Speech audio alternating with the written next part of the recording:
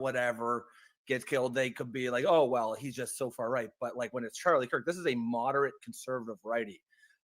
And, you know, the liberal politicians are saying the things that, you know, oh, thoughts and prayers and all that nonsense.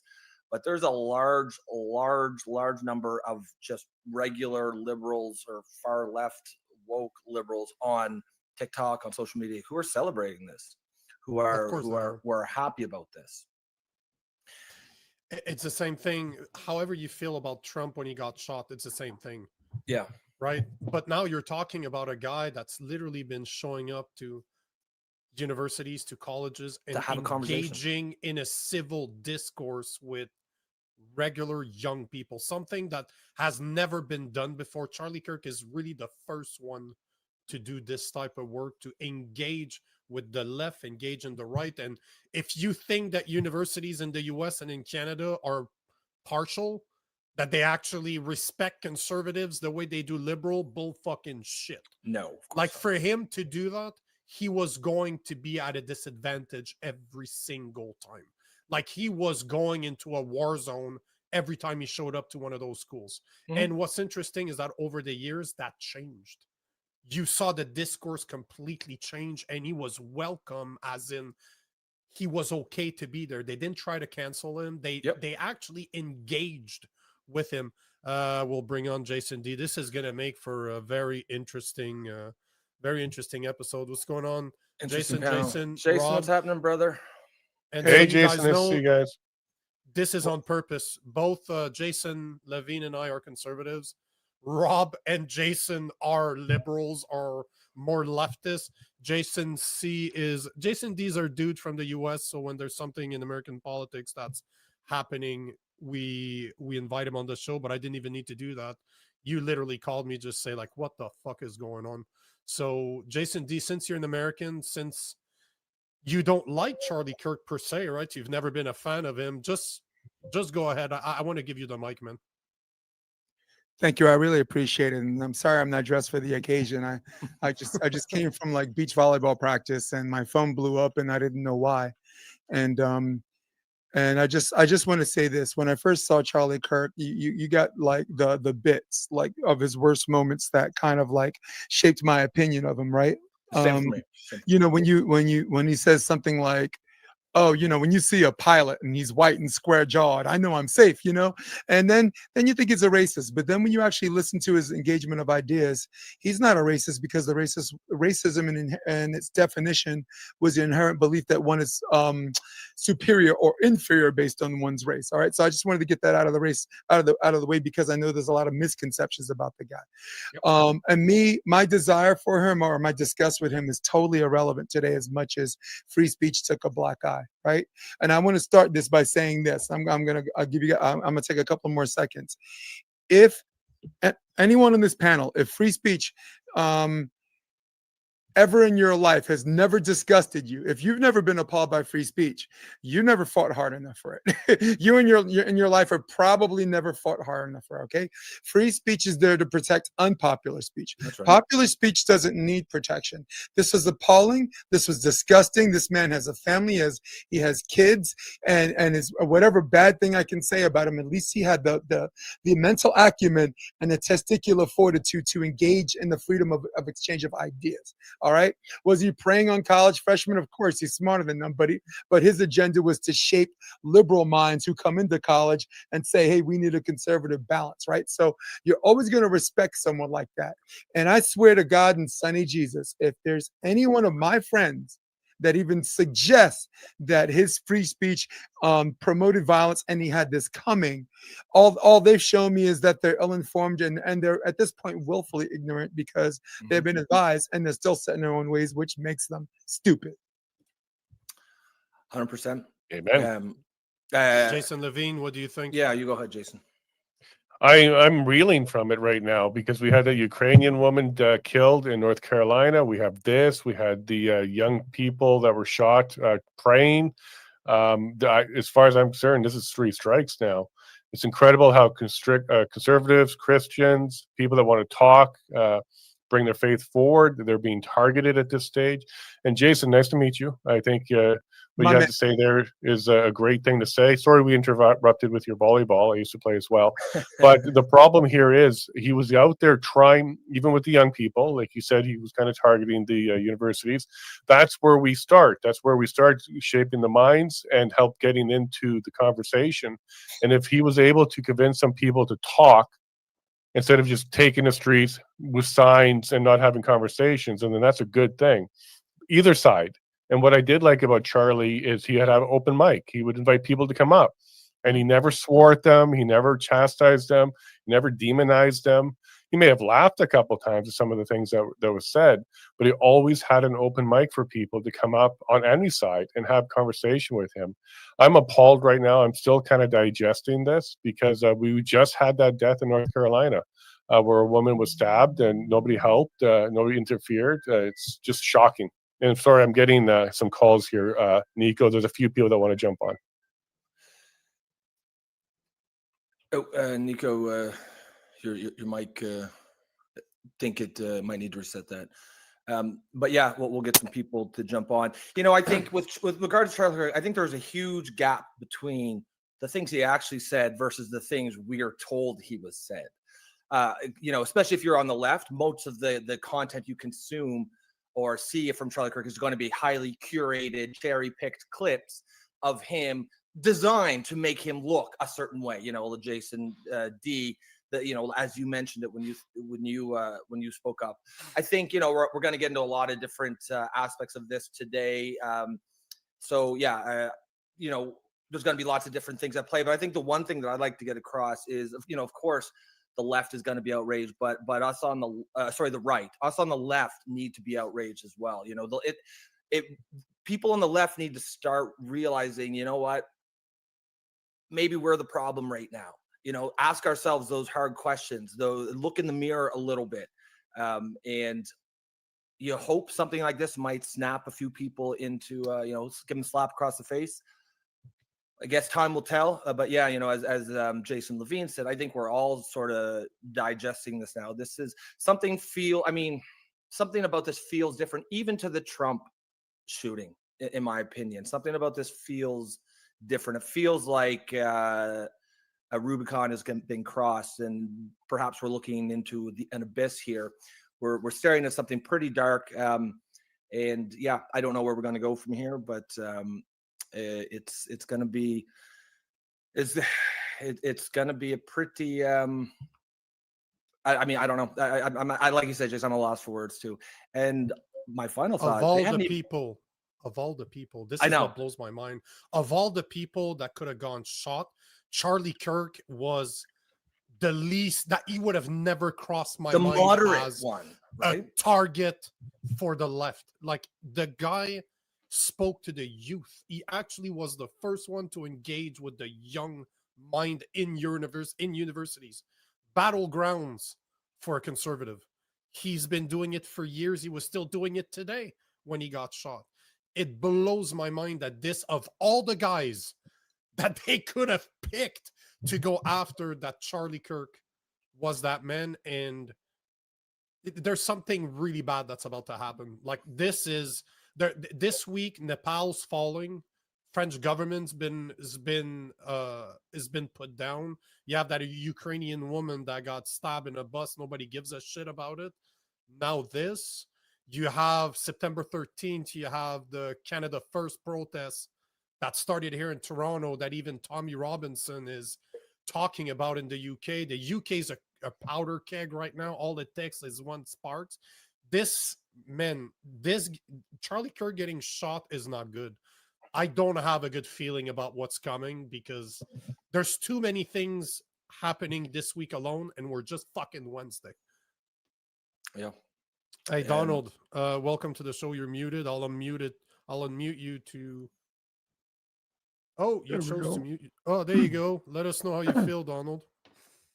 Yeah. But, so go ahead. We're talking about Charlie Kirk, but we're talking about a lot of other things, aren't we? We're really talking. Can you hear me? Everything okay? Yeah. Oh yeah. You're good.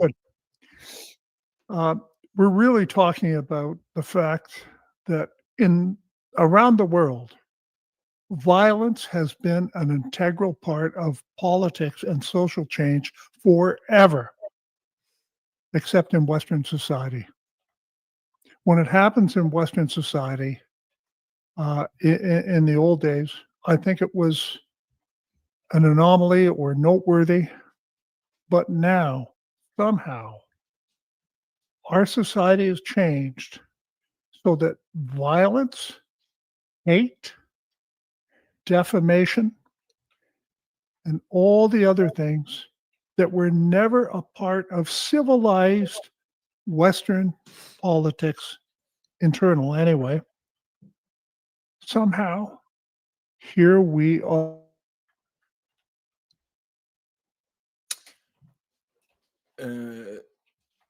It's not just me, right? Did Donald freeze for you Yeah. guys too? Okay. Yeah, all it's of just us. him. Yeah, I think he froze there. We could just, I'm sure he'll jump back on. Okay, For here the I am. people, There you yeah, go. for the people who don't know who Donald Best is, he's a retired Toronto police officer, corruptions investigator. He knows his stuff well. So we have that young Ukrainian girl on public transit stabbed to death by a black career criminal who celebrated that he, and you can hear it on the video, he had murdered a white girl. So, whatever's happened here is a result of something very, very deep changes to how we live, our society, our politics, because truly, this was not part of our Western, Canadian, American political standard until very recently. Now, look, guys, if I'm wrong, argue against it, but I think that this is very new. I mean, Jason D, yeah, you got you something go to ahead, say? Jason D. Of course, yeah. I'm 71 years old, so my definition new might be different than sure. yours. Okay. Donald, when you first presented your thoughts, I thought it was actually non sequitur to the original premise, but you added a very important layer of just paying attention to the general concept of mental illness, which always gets swept under the rug when these things happen. In America, they want to talk about banning guns. In America, they want to talk about homeless veterans, get them off the street, or drug addicts should be in jail, when the common denominator all of these things was mental health. And until we get around addressing these things en masse or in solitary moments like this will continue to happen. I didn't see that because I'm such a prisoner of the moment, because I'm a free speech well, in terms of the First Amendment, but on general free speech, I'm a free speech absolutist. I was on this very show arguing with Nico, and Rob about Khalil's free speech, who's not even, a naturalized American citizen. I fought for the free speech of that woman who wrote an op-ed and got picked up by ICE agents. So who would I be? What would I be if I can't argue for free speech for Charlie Kirk, who's been the master of the freedom of exchange of ideas, who I don't believe uttered one word that even suggested he promotes violence. He's funny, he's extreme, but I don't think of Nico. You listen, you're a bigger fan than me. There's nothing in any of these engagements that says you should go out and shoot someone, or you should go out and shoot liberals, or this and that. And Donald, I'm so glad you brought that up, because that's just as important as my own personal pet peeve of free speech. And you came on late. I'd like to land with this, and because I want everybody to understand this that's watching the show. If free speech at no point in your life has ever disgusted you, if free speech in your life at no point has ever appalled you, then you have never fought hard enough for it. No time in your life have you ever fought hard of it if you don't feel about it that way. Okay, yeah. If I can reply to that. First of all, I joined the Toronto Police in 1975, a long time ago.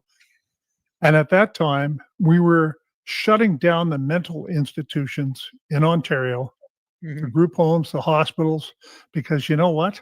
There's just so many that they're never going to be right. They're dangerous to themselves and others. They'll need care for the rest of their lives. And what do? We put them, quote, in the community care. We put them on the streets. That's what we did. Okay. And now And for those who don't know, I spent 63 days in prison in solitary confinement. I was since vindicated. It was all phony evidence. Great, wonderful. But I spent the time there, and I can tell you that all those people who used to be under our care in mental institutions, hospitals, homes, whatever you want to call them, they're in solitary confinement. They're in the prisons now. Okay, so is there a limitation to hang on. solitary confinement? That's part of it. But the other part of it is we always like to excuse and say He needs better internet. Yeah, got that. He's that leaving us on Nick, the on Nico, the in perfect Canada, word, is eh? there a maximum for solitary confinement? Is there a minimum number of days or maximum number of I don't. days you're allowed to be in solitary confinement? That I was don't my. think Not so. that I Jeremy. know of. Not Yeah. that I know of. Now we can hear you. We got Yeah. you back. You're back. Nope, gone again. I just wanted to jump in because there definitely is a lot of sort of sub issues related to this specifically thing, and you can make certainly some connections between this and North Charlotte thing. For me, the biggest issue, the primary one, is free speech, first of all, and political violence. That is to me what is the biggest takeaway from certainly what we saw today. And I think certainly if you are, identifies either left of center or whatnot, we got to be honest with ourselves about where right now the political violence. Look, there is a cycle. Back in the 60s and 70s, the political violence was on the left. The Weather Underground, a lot of the bombings, and then I think you have, it shifted to the right in maybe the 80s and 90s. You had Oklahoma City bombing, right? That's political violence. That's right wing. Now it feels like we've shifted back to the left again, and I don't know exactly why these cycles happen. It seems like the side that's losing or feels like they're losing seems to be the one that lashes out in violence. Now, the political left, the cultural left the political left has been culturally dominant for easily the last 20 years. But I think in the last couple of years, they've started to slip. Things have changed. People aren't necessarily buying it. And I think obviously not every liberal or leftist is violent. It's just there's crazies on all sides. And I think this is starting to affect the crazies. We've heard the term stochastic terrorism. And I think the left needs to be very, very, not just careful, but also serious about the way discourse is right now. When you say someone is a fascist or a Nazi just because you don't agree with them, and this is what the left does, that is an incitement to violence. That is, if you want to call hate speech a thing, I'm not a huge fan of hate speech as a concept, but if you're going to make it one, that is hate speech, right? So we cannot get to a place, and this isn't necessarily a both sides issue. I just call balls and strikes. I call it like I see it. Right now, in this moment, it is the left doing this. And so the onus and the responsibility is those of us who consider ourselves common sense liberals, sane, reasonable people on the left. We're the ones that have to be speaking out. The right's going to be speaking out against it, of course, but it has to be us that is holding ourselves accountable, that's looking in the mirror, because, the woke left has absolutely, like the radical, insane 20% of the left are the ones that are driving the boat right now. They are the ones that are pushing this shit. Do you see how many of these crazy radical leftists, like blue-haired they thems, who are celebrating this shit on TikTok, on X, on social media, everywhere you see? That's a real problem. And we need to hound these people out of any type of polite society as best we can. I kind of want to add on to that, if you don't mind. Yep. Go ahead, Jason. I'll go on. Yeah, listen, I want to also point the finger here at media. Media is who radicalized even the left radicalized ones. Because the first things out of the media's mouth before we got the news of his death was, maybe it was just one of his supporters celebrating and firing off the gun. Like, already trying to twist things in such a way that's just disgusting. And of course, that's not what happened. This was a kill shot. This was, I think, a sniper. I don't even know if it was a lefty at this point. This was a professional, in my opinion. This was like, if you look at that wound, how quickly that opened up, this was not just a regular bullet. So this was a kill shot. So if somebody wanted this guy dead, we don't know who yet, but I definitely want to point the finger here at media. Media has been radicalizing people for a long time now. been telling the blacks, hey, you're the ones that have been oppressed. You need to, fight back, reparations, telling the left that these guys are out to kill you. We got to get rid of their guns and all this kind of stuff. So let's not let the media off the hook. They're the ones that came right out of the gate already with their propaganda, and even trying to highlight that maybe it was one of his supporters celebrating and the gun just kind of went off or something. I'm frustrated right now because I'm in media. I'm a journalist, and I'm trying to do what I can to bring the truth forward to people. And we've got not just mental illness, as Donald was pointing out there, or radical left, as you were pointing out, Rob. We have a system which is meant to divide us in such a way that we all become radicalized. Like, I want to be very careful that the people on the right don't become radicalized about the events this week, including Charlie Kirk, because the last thing we need is a whole bunch of radicalized people into the streets fighting this out, because that's where I'm concerned is headed. I don't know where it's going to head, but the movie Civil War just came out, and now they're doing this kind of stuff. I want to point some of the blame here at the media, who's radicalizing all sides at this stage, and there may be a plan for that, and I'm frustrated about that one. So sorry, Rob. I hear you. We don't know if it's a left person or not. But I think your point complements mine. When I say like stochastic terrorism, it's primarily the media that is pushing this. And I think mental health has a place, but the fact of the matter is that's why stochastic terrorism works, because there are crazies out there. You don't even need to specifically target them. You don't need to tell them directly go and do this. You just know that they're out there, and you know if you frame things in a certain way, if you put the bug out there, eventually it'll pick. A few of these crazies will pick up on them.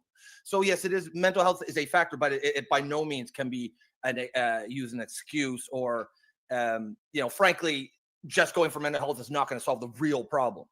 The real problem is this misinformation by the media that is teaching all of us to hate the other side, to hate someone who has a different political opinion. But at the same time, it is mental illness.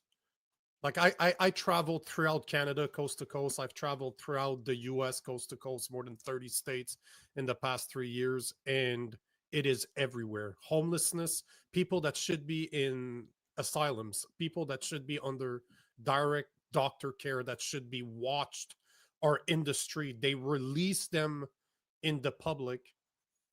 What do you think is going to happen? What do you think is going to happen when those guys are out there? They have access to drugs, they have access to alcohol, and on top of that, you have media that keeps on pushing this divisiveness, saying that the left is supposed to hate the right. And this is the reason we started this show, you and I, Rob, is to show that it's possible for people with different political views to actually agree, or even at least have civil discourse. And tell me who was not better at doing that than Charlie Kirk. Like, he is the originator of this. He's the first there's no liberal that ever had the balls to go to a conservative school and start pushing their ideas. Charlie, it took a conservative to do it, because we both know that in North America, our education system, or indoctrination system, as I like to call it, is heavily controlled by the woke mob. So it needed somebody that was more in the middle to show up and actually talk about these things, and he got shot for it. This is insane to me. It makes you wonder if that's why he was chosen, because he was the moderate one, because he was the. But that's not even the problem. The problem is that I'm already seeing people, as you said, celebrating this. The same way as people, when that Ukrainian girl got stabbed this week, they couldn't care less. Yet we all know that if the roles were reversed, if it was a black girl that was on that was seated there, and 4 black guys or 4 black people would have been around just watching, 4 white guys would have been around watching while a white guy stabbing her in the neck, that wouldn't have fly. Same thing as today. So the left needs to stand up to this bullshit. Because being a liberal doesn't mean, but hold on, Donald, but being a liberal doesn't mean that you need to like Charlie Kirk. Because Jason D doesn't particularly like him. There's a lot of people I don't like on the conservative side. That doesn't mean I'm going to take a gun and go fucking shoot them. Like, are you kidding me? He proned civil discourse. He stood up for what we need in society, to be able to have a civil discourse exactly like we're having right now. For the people that are just joining us, Rob Ambrose a liberal. Jason D's a liberal.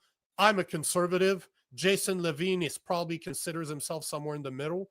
And Donald, I'm not sure where you sit. I'm not going to talk for you, but you have at least 2 lefties, 2 righties, and Donald, you can tell us where you stand.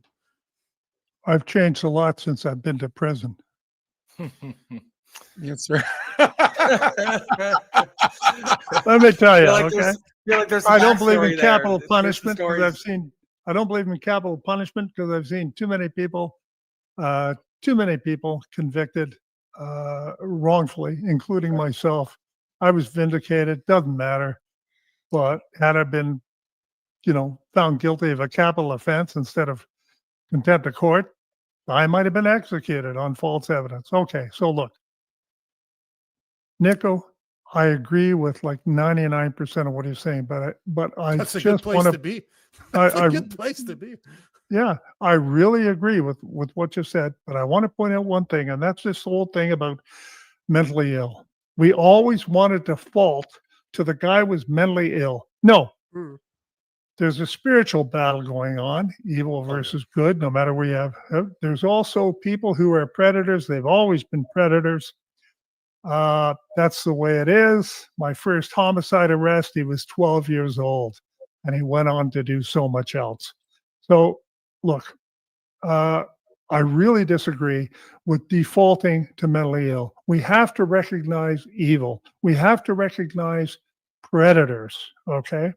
In St. Catharines last week, a man broke into a home while the parents were sleeping and raped a 3-year-old child.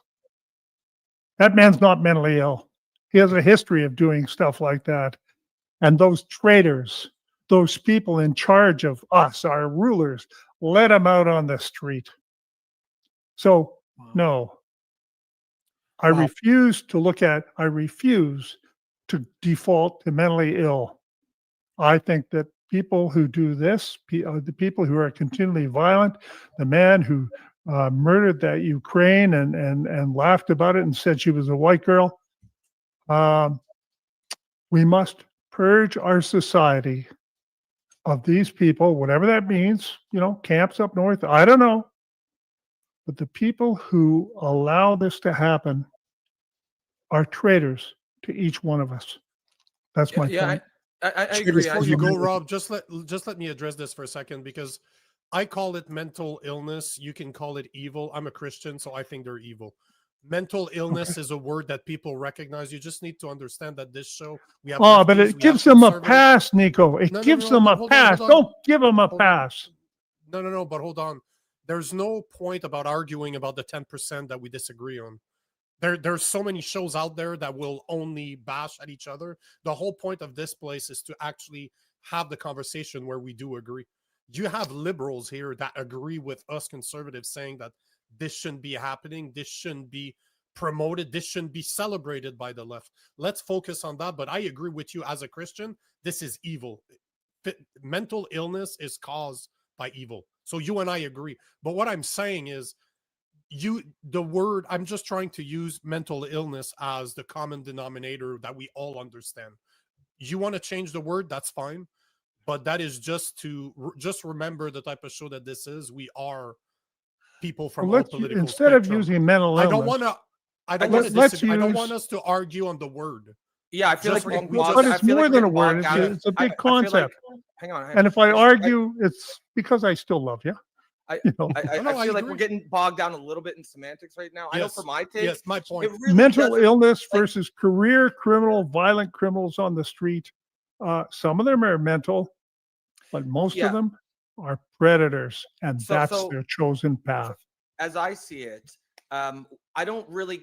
It doesn't make a difference to me if the animal who slaughtered that girl is also crazy. It really. My whole thing is whether he's mentally ill or not. We just shouldn't even factor it in. Remove this person from society, however you want to do it. Fair enough. We can Common debate, denominator. Yeah. We can debate all we want whether he's mentally or not, but it does not matter whatsoever to me.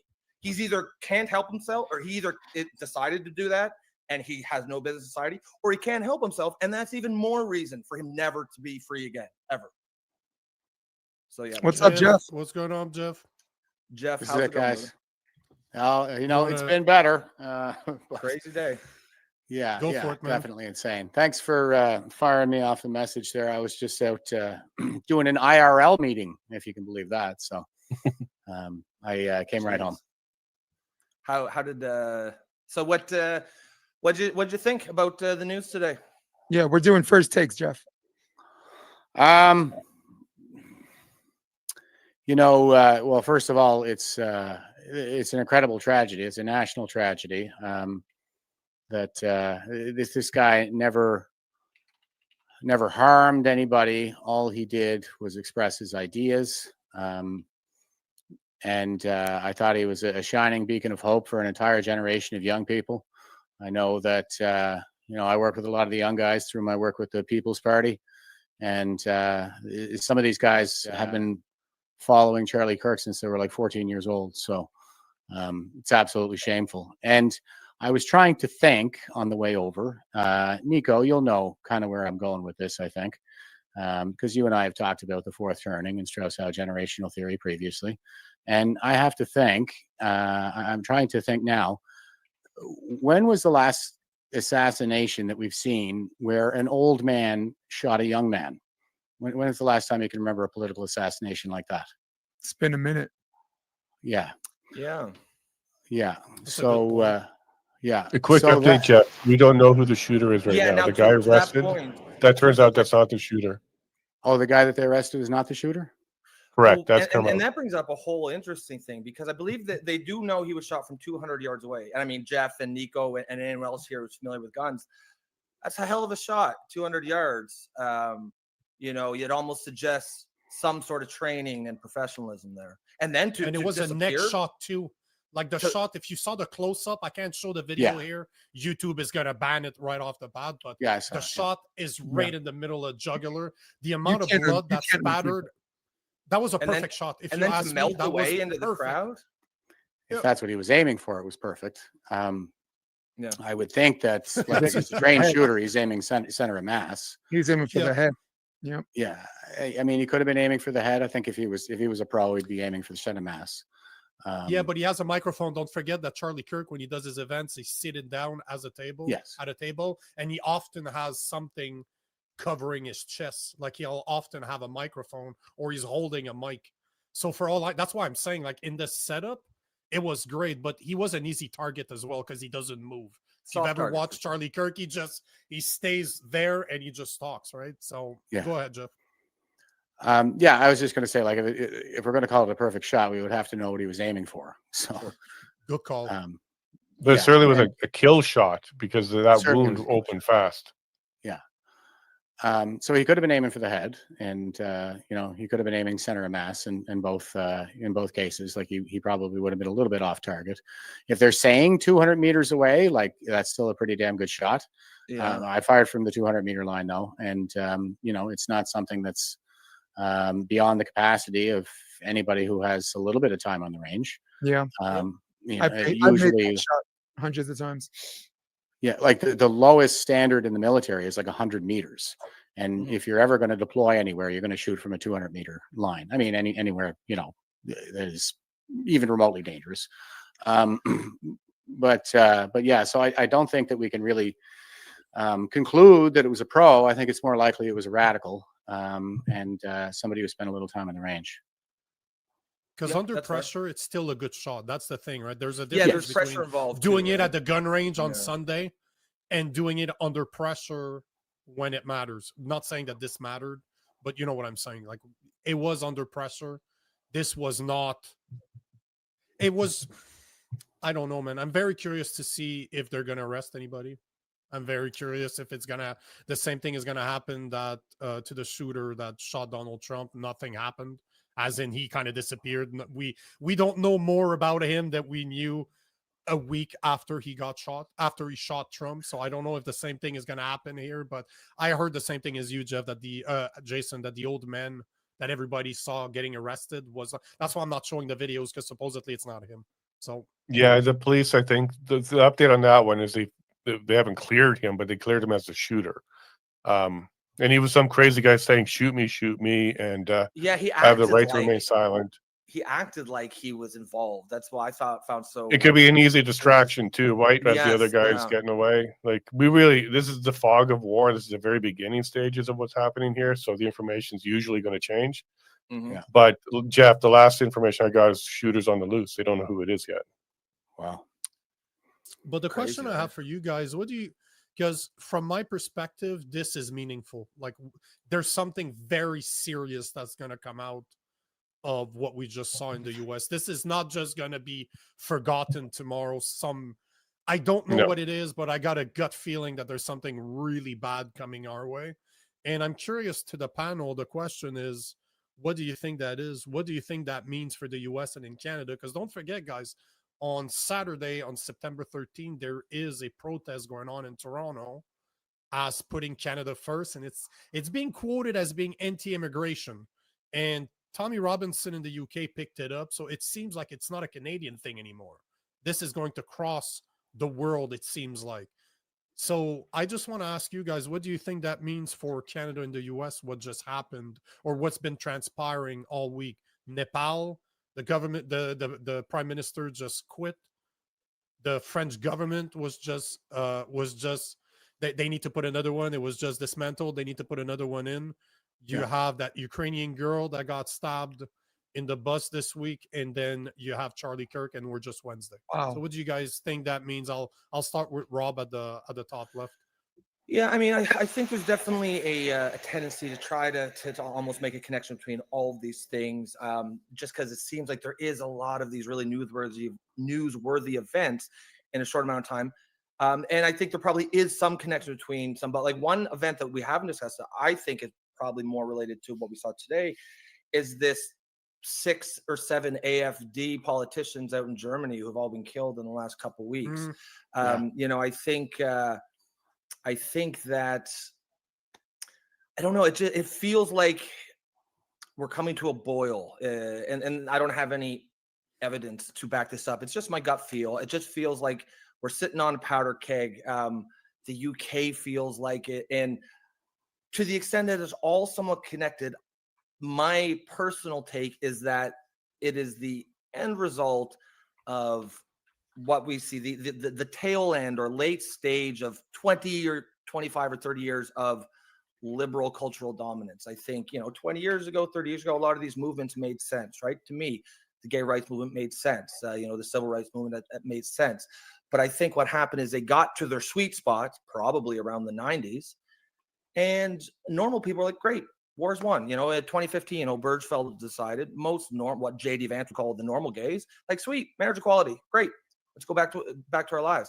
But then by then you've had these activists who have been built up, and they're in very cushy jobs, 6-figure jobs. They're ensconced. These are powerful activist groups. Basically, they're warriors. They didn't want the war to end, so they created new ones. They kept going, and they went and they fought battles in, say, issues like trans stuff, DEI stuff. They kept pushing on immigration long past any sort of sensible, reasonable policy, and it just, when you're forcing unpopular and bad policies, and bad policies come from bad politics, onto the public, eventually there's going to be a backlash. And you can only kick someone or something for too long before they lash back. And to me, it just feels like we're kind of at the beginning of that backlash. And I don't know if I should correct myself a little bit. Now that the culture has changed a little bit, we talk about mood shift, vibe shift all the time on this show. We talk about Donald Trump's election. I don't think that was the cause of this sort of shift away from woke left ideas. I think the left has lost some culture dominance, but I think it was a symptom. I think it was a symptom of that. And I think the radical factions in the woke left, they feel their power starting to slip, and now they're really lashing out. And I think that's what we're seeing. But that, I think, is going to potentially really kick off kind of light the fuse on this powder keg we're all sitting at. And I don't know where we're going to go from this. And everything I'm saying here, I don't have any data or anything to back it up. This is just my gut feel based on how I'm reading the situation. But it does feel like we're in a very dangerous place right now, politically, all over the West too. And I think that's very interesting because it seems to be happening all over the West, almost simultaneously. And yeah, I don't necessarily think that's because there's, a couple powerful people pulling strings. I think it's because culturally the West is quite similar, and then the moral rot that infects one country will tend to infect the other ones as well. And it's all just the same dynamics at play. But yeah, that's my take. I'd like to hear from the rest of the panel. Before I pass it on to Jason Levine, I just want to mention that I was pointing out events that are happening. I'm not saying that they're connected in any way, Yes, shape, or no, form. understood. All I'm showing is that throughout the world, there's something. It feels to me like there's a powder keg, and Yes. we were talking about this yesterday. We're one spark away from seeing something extremely drastic happening. And was that it for the US? That's basically what I'm trying to say, because it's a state of mind that you're seeing throughout the world. That's what I was pointing out. I'm not saying they're related, but goddamn, people are tired. This is what you're seeing. People are tired of the bullshit that comes from our governments, especially. So, Jason Levine, I'll go to you, then I'll go to Jason D. Yeah, so a couple of reports that are coming out now. The House in the U.S. wanted to have a moment of prayer for Charlie, and the Democrats booed and said no loudly. Wow. So you're having division right No there on a fucking political way. level. Wow. Yep. Say that again. And one of the quotes from Charlie was, "When the conversation ends," something along this lines, "when the conversation or the discussion can no longer happen, violence is the next step." And that's pretty obvious. That's likely where this is going to head. I don't know what the answer is to your question, Anika. What is happening to the U.S., whether or not the powder keg is still there, or this is the explosion to it. I definitely think that Trump, when he comes out with his statement soon, he's likely going to release, they're talking about Chicago with the National Guard. They're doing it in Washington. They're blowing up guys in the middle of international waters. They're bringing drugs. I think you're going to see an escalation for sure happen here. What that looks like, I don't know. But I still want to be very cautious here, because I have a lot of anger right now, and this is something I'm going through to try and understand, because I think that I'm supposed to. This is what it feels like. I'm supposed to be angry right now. So I'm trying to hold that back quite a bit, because I don't want to give the creators of this tragedy exactly what they're looking for. I do want to wait for a little bit more information to find out what's going on. But with the House Democrats booing and saying no to an attempt to just have a moment of prayer for Charlie, they're already making it political. You look at the media right now, it's disgusting right now. The mainstream media is disgusting. You look at online right now, I hope a lot of people are screenshotting a lot of this stuff and taking copies of these videos, because there's a lot of celebration going on right now. A man is dead, 31, 2 children. We all should be able to come together on that particular item right there. And he was killed in front of everybody. Cameras rolling all over the place. Mhm. This is feeling like JFK a little bit to me, because the entire world's shocked right now. Like, holy smokes, this really happened. And it's going to take a couple more days for us to figure out where this is headed. I really hope that there isn't a bunch of people going to the streets causing havoc in retaliation in any way, shape, or form. That's the wrong move. That could be what they're trying to provoke. And I wouldn't be surprised if you find like stacks of bricks on corners all over the place in cities all over the place, as they're trying to prepare another riot, another type of thing from either side. So I really want to be very cautious about that kind of stuff. And I know Donald's nodding his head there, because we saw this with Black Lives Matters. There were pallets of bricks just dropped in the middle of cities all over the place. Who did that? Who paid for that? Who orchestrated that?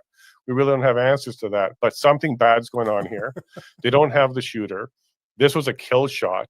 And you're seeing it in the House of the U.S. already, that they are dividing and they're fighting. So this is moving very quick. And I'm sorry that I was laughing. I was not laughing at you, but yesterday we had a guy by the name of Adam Swart, which is the owner. He's the president of Crowd on Demands. So basically, he's the one that sends people to different parts of the country they're paid protesters. That's why. And the interview, bro, I lost my shit on him yesterday. This did not go well. What a sleazebag that guy was. But all to say that it's not an accident. And I'm sorry I wasn't laughing at what you're saying. I was laughing because of the guy we had on the show yesterday. And he's kind of showing, I don't want to, you know what? I'm going to stop there. Jason D, your thoughts. Okay, Rob Ambrose previously asked, what does this mean for free speech going forward, or the present to the future tense? And I think what's going to happen is people are not going to be so bold to say a lot. On a previous episode in the previous podcast, I remember telling Rob and Nico that if you want to find out who has the power, find out who you're not allowed to criticize, right?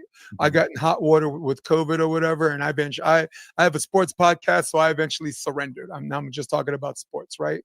YouTube, we weren't allowed to talk about Ukraine, if you remember that. Yeah. The Israeli, whatever you may think of it, the Israeli genocide in Gaza. If you talk about that, you're going to get censored. So something Charlie was always a conservative commentator, and he was always pretty safe, but maybe something happened the last 6 months that made him anti-establishment, to what even his own party desires, right? And we could talk about Marxist Leninists all we want, but that knows no party, because our free speech has been taken away from us during the Biden administration. Our free speech has been taken away from us during the Trump administration, which, by the way, was one of the reasons I was glad he was elected. I was like, free speech is here again, right? And I think, to answer Rob's question, I think people are going to be very, very careful and choose their words that go against the establishment, or B, already assume the risk and say, hey, I want to do this. And I want to land by saying, asking Nico, do you think this guy, though not a hero to me, do you think he was one of the first political orphans? 100%. Charlie Kirk. If I have to look at it from He really the is. perspective, this show, would I have thought of this show if Charlie Kirk didn't do what he did years before me? Maybe not. Hard to tell, but the type of stuff we do here is exactly what he was doing. So to say that he wasn't an influence would be a lie. And I was a fan, bro. Like, there's a lot of stuff that he said that I was like, oh, stop being an ass. Like, he could be an asshole to people. Sure. Because he, but at the same time, he's debating kids. So how many insults are you going to take from people before you snap at them too? So at one point, you got to give him credit. He was a lot more patient than I could be. But at the same time, he started this thing. And this is what blows my mind is he lived for civil discourse. Like him, don't like him, agree with him or not, you cannot dispute that there was nobody else doing what he was doing 5 years ago when he started doing it, even if it's not more than 5 years ago. How many events has he organized that are conservative events, not Republican events, conservative events where he's putting panels? Jason Levine, you and I covered one of them together, where he put great people, and I think that's where I met Jeff Evely, actually.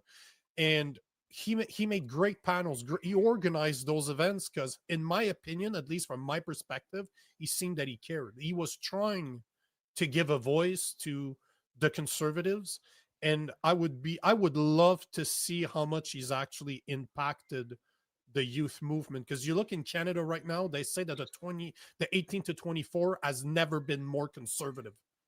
And I'm telling you, it's because of guys like him. It's because of a Charlie Kirk that has 20, 30, 40 million followers.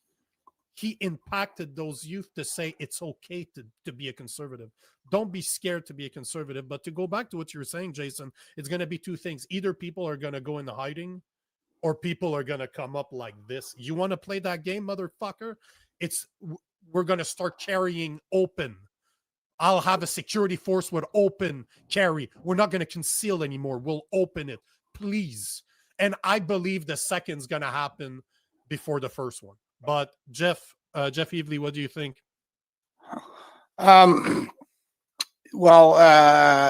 Perspective, I think, is everything. But yeah, it is a global crisis. And Nico, you and I have talked about this before, but we're in a fourth turning, and we have been since 2008. It's been 81 years since D-Day. 81 years before that was Gettysburg, and 82 years before that was the colonial triumph at Yorktown, the climactic battle of the American Revolution. So this is the year that the fourth turning climaxes. Within the next year, I would say the fourth turning climaxes, and that's what we might be looking at now. It is a global crisis. The real revolution is generational. It is a matter of the baby boomers hanging on to peak institutional power all over the world. And the transition that we're experiencing is demographic. It's a matter of natural attrition, with the baby boomers moving into retirement and Gen X coming up to replace them at peak institutional power. And they're not letting go. They really like this power. And this is the same thing that happens once a human lifetime. It's always the generation born in the wake of the previous major crisis, the last one being World War II, when they reach peak institutional power through natural attrition. That's when the tyranny really sets in. So it is temporary. I like to always highlight that. We are expected to come out of it somewhere between 2030 and 2032, I think, are the best estimates right now. So we do have a ways to go. This is the climax, so hopefully it's not going to get any worse than what we see in the next year or so, but I would expect rolling blackouts and food shortages to be on the way. And so that's why we see these same trends globally all over the world, is because this has been happening. This has been going on since we were hunter-gatherers. The thing that I would say in terms of what comes next and the kind of backlash that we should expect, there's no such thing as a right-wing riot. Like, go try and find really a right-wing riot. Now, people will say Charlottesville, but it was Trantifa that showed up there with the billy clubs and the brass knuckles and all of that stuff, right? And a schizophrenic man who ran down one woman in a fit of rage, something like that. So there is no such thing as a right-wing riot, and it is, everybody's always talking about how the right is all armed up and just wait till the shooting starts, because we're the ones with the trigger discipline. But that is the key word, is discipline. So I think that on the right, there's much more appreciation for the fact that cooler heads must prevail in all of this. We tend to be the law and order side, not the woke mob side, out for vengeance and blood. So it is, a Republican president and Congress and Senate. So I can see the Democrats, booing and being their usual awful, evil selves. But I don't think that's going to result in people taking to the streets. And who would leave those piles of bricks for them anyway? It's not like George Soros is going to cart in piles of bricks for right wingers so they can go on a rampage. We're not exactly known for arson. We're not exactly known for rioting. So I think that right now, the temperature is at its highest, and we got to stay frosty and keep those cool heads about us, so that it doesn't go all the way to a civil war. And Charlie's a Christian, so he would have been all about turn the other cheek. And I think that is there are a lot of lessons that can be taken from Christianity here in this particular instance.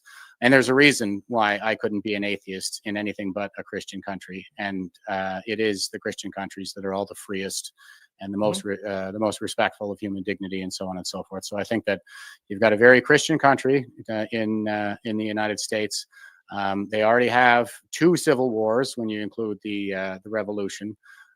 So I think that there's that revolutionary history that really inspires them to stand up to tyranny, not just in their country but around the world. But also there is, I think, some civil war fatigue that comes along with that too. So I'm actually optimistic that perhaps this is the time for the right to shine and really set the example and be the better people.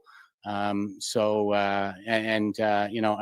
think that is how we win at the end of the day. It's the other side that we got to win over. They're obviously completely deranged. And if we can just kind of class this one up and take the high road, I think it'll show a lot of people that maybe aren't all the way to derangement. This is a real, a real turning point in history, and perhaps you're on the wrong side. Donald? No atheists in the foxhole. Yeah, that's right. I was into.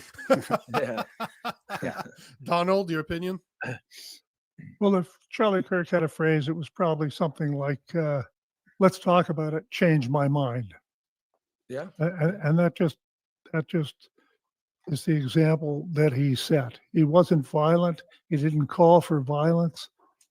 He was the original leader that said, we can talk about this, left, right, in between, we can talk about this. but they assassinated him today. Was it some one-off crazy person? Or was it something right out of the Marxist playbook that we've seen to destabilize society? Now, look, the Marxists want to destabilize society because then they can introduce a strong savior. Okay, that's been their playbook all along. But have the globalists picked up on this? Are they fomenting civil war? And you're so right, gentlemen. We must not take the bait. But let's look at Ireland, where their government has made decisions that are obviously so against the general good of the Irish people. They're bringing in tens of thousands, great percentage of their population, of single-age military men without women, from societies that denigrate women, from societies that are violent, from societies that don't even have basic hygiene. And they're bringing them in. The government of Ireland is bringing them in. In Canada, we had something like 3 or 4 million people in the last 3-4 years on temporary visas, most from India. Nothing to do with this country. They've taken over all sorts of jobs. The government is subsidizing Canadian businesses to fire Canadians and hire temporary foreign workers. The United States, the border was open for so long. England, oh my goodness, we can't even talk about London. So all of this and all of the things that are happening, do we really believe they're organic? When the phrase woke right surfaced about a year ago, do you know that had never been heard before, and it went around the world in about 12 hours. I mean, it's just so, and it really didn't take, but they gave it a shot. So, as I keep on saying, I used to be a conspiracy theorist, but I've run out of them because every conspiracy I ever believed in has been proven to be true. So, we look at this happening all over the world, as you mentioned, all of these incidents, all of the governments that are betraying their own population by replacing the population with foreigners that have nothing to do with the culture. That's happening all over the world. They're even trying it in Japan. Okay. Yeah. So you can either say it's all organic, or you can stand back and say, maybe there is a plan here. And if that plan involves fomenting civil war, I'm not buying into it. I'm going to stay frosty, as Jeff said. I'm going to stay frosty. But, I'm going to lock that door every night. And I have a right to defend my family. Absolutely. I have a right to defend my society and to speak up. And Charlie's assassination will not stop me. It'll make me speak more, louder. Because if we don't address this, if we just try and, patch it over, everything that happens for years, we've patched it over. No, I recognize it for what it is. And I'm going to stand against it. And, they can kill Charlie, they can kill me. I hope everybody just keeps on saying that which they don't want us to say. Well, they can't kill all of us, right? No. Guys, we are, of course, talking about the Charlie Kirk assassination today. Nico, did you have some news that just came in? Yeah, well, I saw a post in the comments saying that Cash just confirmed, and the post is right here. So the suspect of the horrific shooting today that took the life of Charlie Kirk is now in custody. So it seems so. That'll be really interesting. Hopefully, that comes out while we're still at least just related and to I that. encourage, but before you do, I encourage the ahead. people in the comment section, if you do see an update, because I'm trying to keep aware of everything that's going here, and I'm looking for updates at the same time. So if you do see an update like Bart Vello from Bardaville, Bart Vello, so thank you for that, sir. Let us know, because I'm monitoring the chat as well, and I will find those updates and I will show them on screen. So go ahead, Rob, and then I got another question for the panel. Yeah, guys, we are here talking, of course, about the events of today with Charlie Kirk. We've got a pretty good panel here. As always, guys, this show is about audience engagement. So that's your questions. Obviously, with this many people, we're not going to be able to take quite as many, but we will get to some of them, especially as events become a little more clear. Nico's going to give an update here on some news. But if you're watching the show and you want to support us, please remember to like and share the stream. If you really want to support the show, if you want to support what Nico and I are doing here, trying to create a space where the left and the right, common sense people from all over can come together and have these kind of discussions. And I think the events of today have really shown how important that is. Please consider becoming a member. You can do that for the low price of $2.99 a month through YouTube, and that will allow us to continue to bring this high quality content to you. And before you go, Nico, I just wanted to add one quick point to what Jeff was saying, about the boomers, because that'll be really interesting to see who this suspect is. First of all, you remember the guy they brought in earlier? I assumed you brought that up because he's clearly a boomer. Yeah. And that is kind of the thoughts that I had. Now I was doing some Googling as you're talking. Apparently, as he was being led away, he was yelling, "I do it again." So I kind of feel like this guy is connected in some way, even if he wasn't the shooter, as Jason Levine said, perhaps a distraction. But it occurred to me as I was watching this earlier today when I thought he was the shooter. It seems like liberal boomers seem to be the most radicalized group in society today, and that's really shocking. And it also occurs to me at the same time, and I don't think this is a coincidence, that they're the only demographic that continues to primarily consume mainstream media as their news source. I think there's a direct connection between those two things. And I think, as you said, it's so bizarre to have older people assassinating younger people. Now, that guy wasn't a shooter, so, grain of salt with that. But it'll be very interesting to see if this is the trend that develops. And if so, I think, to Jason Levine's point, the media has to certainly look in the mirror and ask themselves some hard questions, but you can make a real strong case they've got blood on their hands right now. If the Democrats are already booing the demand or the suggestion that we take a moment of silence for somebody that was just assassinated, that tells you exactly where the spirit of the Democrat Party is. And obviously here in Canada, in Canada, we don't have a right-wing mainstream media. All we have is the left. So that tells you right there where the mind's in Canada. Yep. But at the same time, Jeff, you said something important. That's the question I want to remind people, or I want to ask the panel is, once again, it looks like it's going to be up to the right to be cool about it. Yeah. It always, like over the past few years, like if you look over the past 10 to 15 years, it seems it's always on the right, on the conservative. When I say right, I'm not saying Republican. I'm talking about conservative people.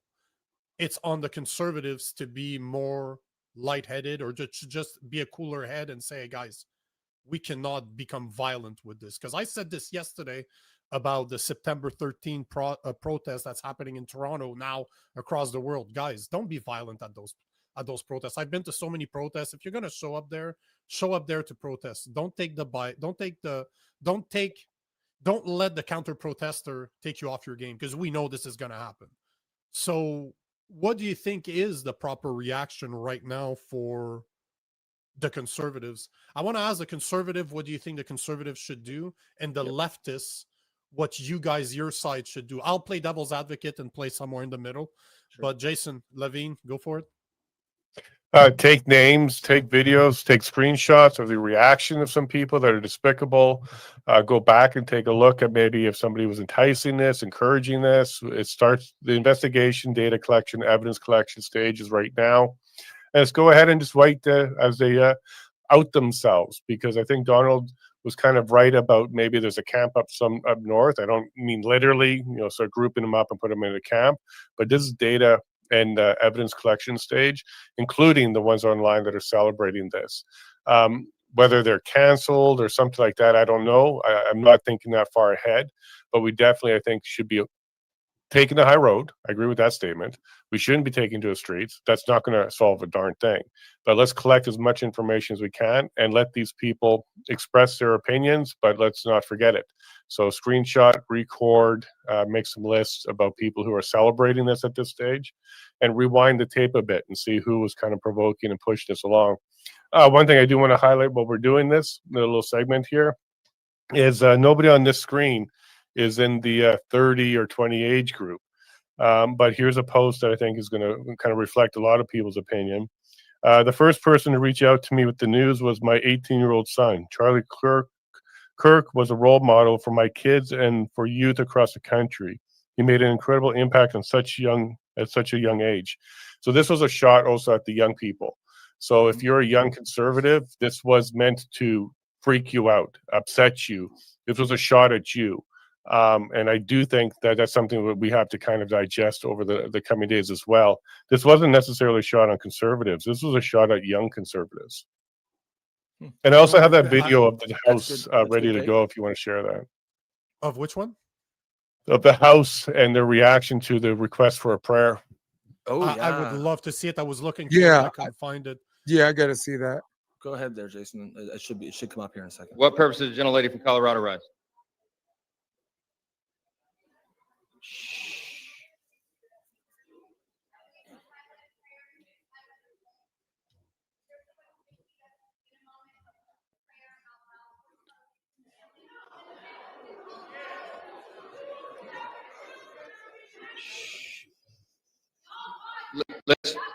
Let's wait a minute. Wait a minute. The House will be in order. The House will be in order.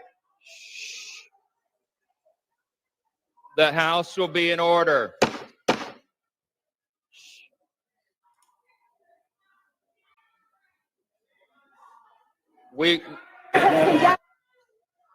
The House will be in order. We will join prayer right after this, okay? What purpose is the gentlelady from So that's it. So this was when the news wasn't out that he died. This is when he was still in the hospital. And I think it was a Colorado member stood up to ask for the moment of prayer. And he heard at the end, he said, we'll do the prayer after. But you can also hear the no's and the frustration and that the House was not in order as they were responding to the request for prayer while he was in the hospital in critical condition. Disgusting. This is absolutely insane. Absolutely insane. Thanks for the video because I was looking for it earlier and I couldn't. Yeah, it's in our backstage if you want to jump in there. Yeah, and we'll continue that counterclockwise. You think if Donald wants to go, and then, I was going to ask a lefty after I ask a righty, but all to say that, Jason, what do you think is the responsibility of the left after this? Because right now, I'm not impressed. I'm not impressed by the people that are celebrating this. Because a man lost his life. Like at the end of the day, somebody lost his life. And once again, the left doesn't. Same thing when Trump, there was an assassination attempt on Trump. How many people celebrated that? And yeah, Jason, let us know what you think as a lefty. What's the responsibility of the left right now? Before I speak for the left, I think I need to be explicit when I say I am someone that was not happy Trump won, but was absolutely elated that Harris lost. So, I mean, I might be, this lefty representing the left and this and that, but it's very, very important because right now my conservative counterparts have clearly marked a line in the sand on where conservative values are, and that this is a moral thing, and that and it makes it sound all the lefties are kind of lumped in together. Like on the video that this guy showed himself, all of the lefties who are the biggest mouths, Maxine Waters was in that picture, AOC was in that picture, and none of them were booing. None of them said anything like that. So if you want to preach togetherness and you want to say don't bite the bait, don't fucking start by being tribalist. Oh, the woke left. Oh, don't know where woke right come from. Oh, by the way, a fucking man got shot in the neck, okay? When JFK got shot, we had a bunch of Republicans saying, good for that motherfucker, this and that, right? When Martin Luther King got shot, oh, that nigger had it coming, right? So it's one of those things where there's always going to be bait. And to Donald Best's credit, stick to your values and don't bite the bait. And if your values happen to be conservative values, if your values happen to be the things of Jesus and Orthodox Christianity, that's a hell of a place to start, right? Even the biggest atheist can look at a book and be like, wait, don't kill nobody, don't cheat on your wife, don't steal shit. Take one day of the week and do nothing. I'm good at doing nothing. Rob, you good at doing nothing? I'm totally fucking frigid, right? So you can stick to your conservative values without being fucking tribalist about it. I understand two things can be true at the same time, but there's a priority of one over the other, and that's God. If we are God people like we say we are, and I'll end with that. Oh, Nico, your mic. I don't. Jeff, did you want to answer the question? Then I'll go, and then we'll jump over to Donald to. Just before you go, all I was going to say is, as a Christian, and I know Charlie was one, there's no way he would be preaching violence right now if he was not at the receiving end.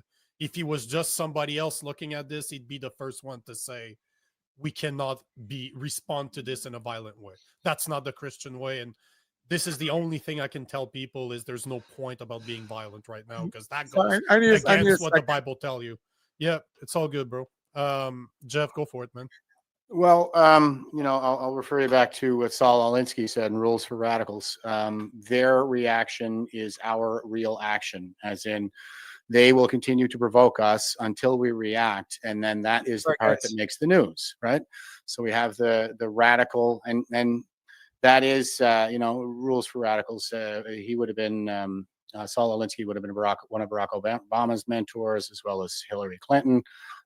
So very active. I would say that his thinking is quite pervasive in the boomer generation. That he's on the editorial boards for the media, and that is that kind of feedback, I think, that was mentioned already, where we have that generation that is the one that is still kind of solely focused on the TV news, but they're also the generation that is the editorial board, so it's their editorial perspective, and it's hearkening back to a lot of this radicalism that we saw in the 70s. Don't forget that Barack Obama was a member of Weather Underground, and another one of his mentors would have been his name's escaping me right now, but he was convicted of a bombing there. Bill Ayers, thank you. Yeah. Which they gave him a pardon for, by the way. Him and his associates. Bill Clinton gave him a pardon. Yeah, well, and Bill, don't get me started on Bill Clinton, right? The Clinton body trail hashtag. So their reaction is our real action. They're expecting a reaction right now, and if we react violently, the media is going to frame it in a way as if the violence originates on the right, and it is the right who is aggressive, because that's what they're always trying to do. They're always trying to frame us up like that. Don't take the bait. Don't play into that game. And I think if you do, then you're betraying the memory of Charlie Kirk, because this is a man who just died for his country, who preached nonviolence and continuing conversation. Because I'm pretty sure he would have said something along the lines is where the conversation and debate break down, that's where the violence seeps in. And I know I've been saying that for a number of years myself. So right now, we have an opportunity, like I said, to take the highest road possible, set an example. And I think that, like I said, there are a lot of people out there on the left who are not all the way to mass formation Trump derangement syndrome. And if we can just be that light, then I think a lot of them will start to come around and realize that much of what they've been fed is just propaganda about us, at least anyway. So, here's hoping for that. I think that's our best hope. Before I go to Donald, Rob, you want to go? Yeah. To the question, sort of what is, I guess, the left's responsibility. I mean, obviously all the things that Jason said, I'll agree. Like, obviously we can't, we have to. Everyone has to, oppose political violence. That's sort of the low hanging fruit. That is, it is what it is. I had some thoughts that occurred to me today as this sort of stuff happened. I'm watching the reaction of many people, and certainly not everyone, right? There are definitely a lot of decent, reasonable, common sense people on the left who are not celebrating this violence, but there's a disturbingly large number who are. And it almost reminded me, like, if you're a regular viewer of the show, you'll know that pretty common theme is all the conservatives trying to pull me to the right, and be like, why, you sound so common sense. Why are you even a conservative? Or why aren't you're just a conservative, basically, just come to the dark side, right? We have cookies and that kind of stuff.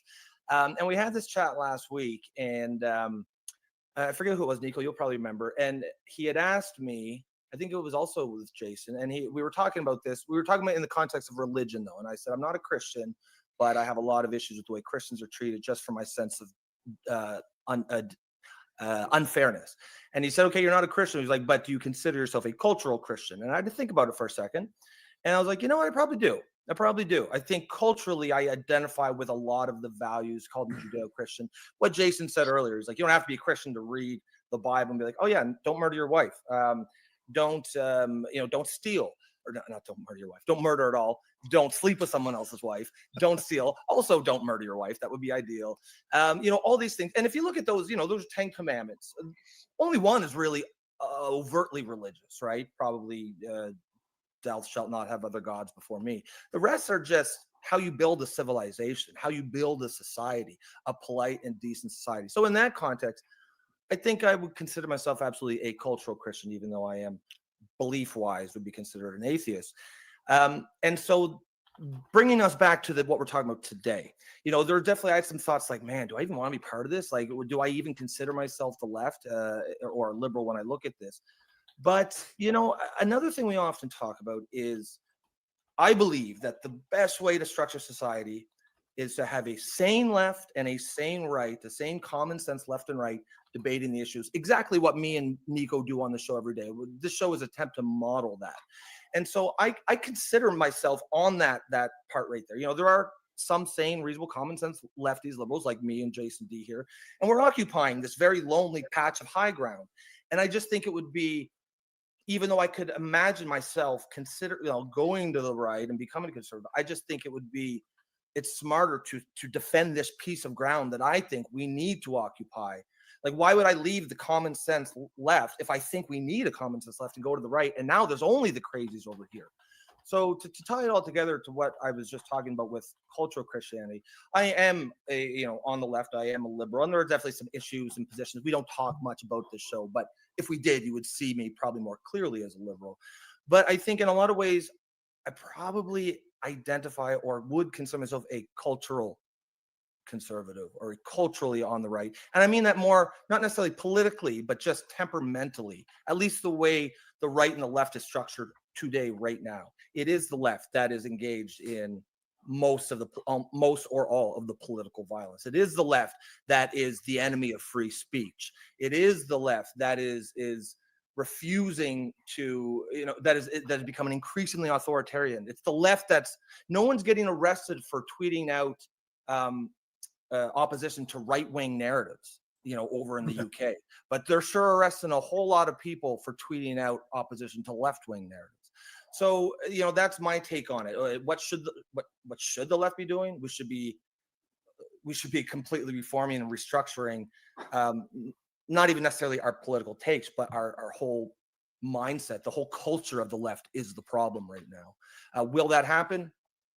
Yeah, who knows? But I meant him more as in a direct reaction to Charlie Kirk's event, is what I mean. Like, as a Christian, yeah. So what I mean, directly, we should be. I'll briefly add this. We should be obviously decrying political violence and all that, but not in the generic sort of perfunctory way that you are seeing the few that are speaking out against it, in an actual genuine heartfelt way that shows you're actually outraged about this. It's a real sad indictment of the left when the most heartfelt, genuine tweet or thing I heard about today came from Gavin Newsom. So I mean, be that as and I don't even think that's praising Newsom for anything. I think that's really more shitting on the rest of the left, that Newsom is the best, the one, because he had what felt like at least somewhat of an actual, genuine, heartfelt opposition to what happened today. But they've met, right? They've recorded some content. Oh, He that's right. was Yeah. on Gavin Newsom had Charlie Kirk on his podcast. So as much as I dislike that man, he still had a conversation with him. And again, that's the type of man Charlie Kirk was. And you know, for the people out there that don't create content, that don't put themselves in front of that crowd, you must understand that what Charlie Kirk was doing is hard. Like I just recorded about a month ago, I was flown to San Francisco to go debate a lesbian mother because I don't think they should be allowed to raise children. They shouldn't be allowed to adopt. That's my take on it. But I was brought in as the crazy conservative to debate a leftist on a debate ran by a leftist. But this is the position that we need to take, right? For our word to be heard, just like Charlie Kirk, we need to go to hostile territory every single time. And the left doesn't experience that, because I would love to have leftists here. I've reached out to so many people on both sides of the equation when it comes to subject like, let's call climate change, for example, because that's one I would love to have a real debate with somebody like Judith Curry and somebody on the left that doesn't think that she should have a voice. I've contacted them all. Anybody that has an audience that knows how to put their thoughts together will not come on that show. And this is what happens to me every day that I reach out. I tried to get lawyers to come on the show to explain why they support.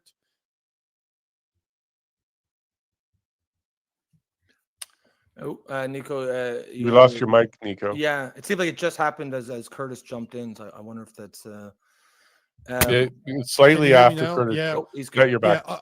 Yeah, all I was going to say is that we always have to fight them.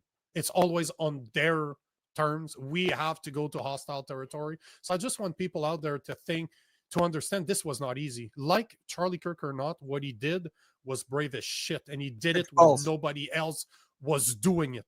And he didn't have a security when he started. Like now he had guys there because people got violent around him.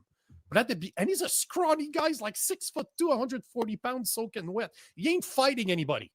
He's not gonna be pushing people around and kicking. No, he wasn't. He's not like me. He's not kicking asses. He was there to debate people. I just want the people out there, and the left especially.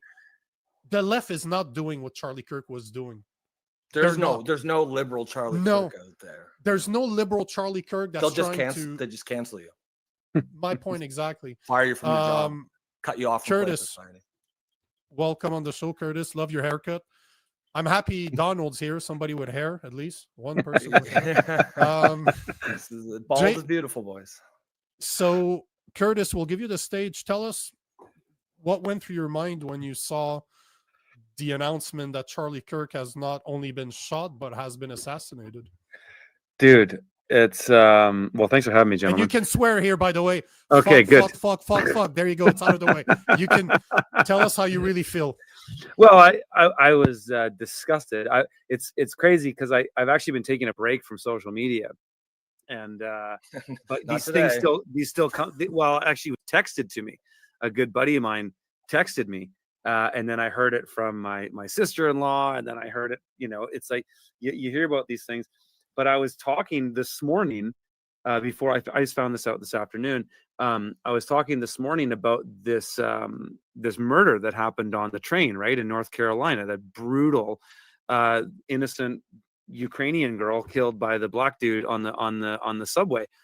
And I was kind of, just reflecting on how insane society is and how violent it is, at the same time also being thankful that Canada doesn't have the level of violence that they do in the United States, not even per capita, but that's changing.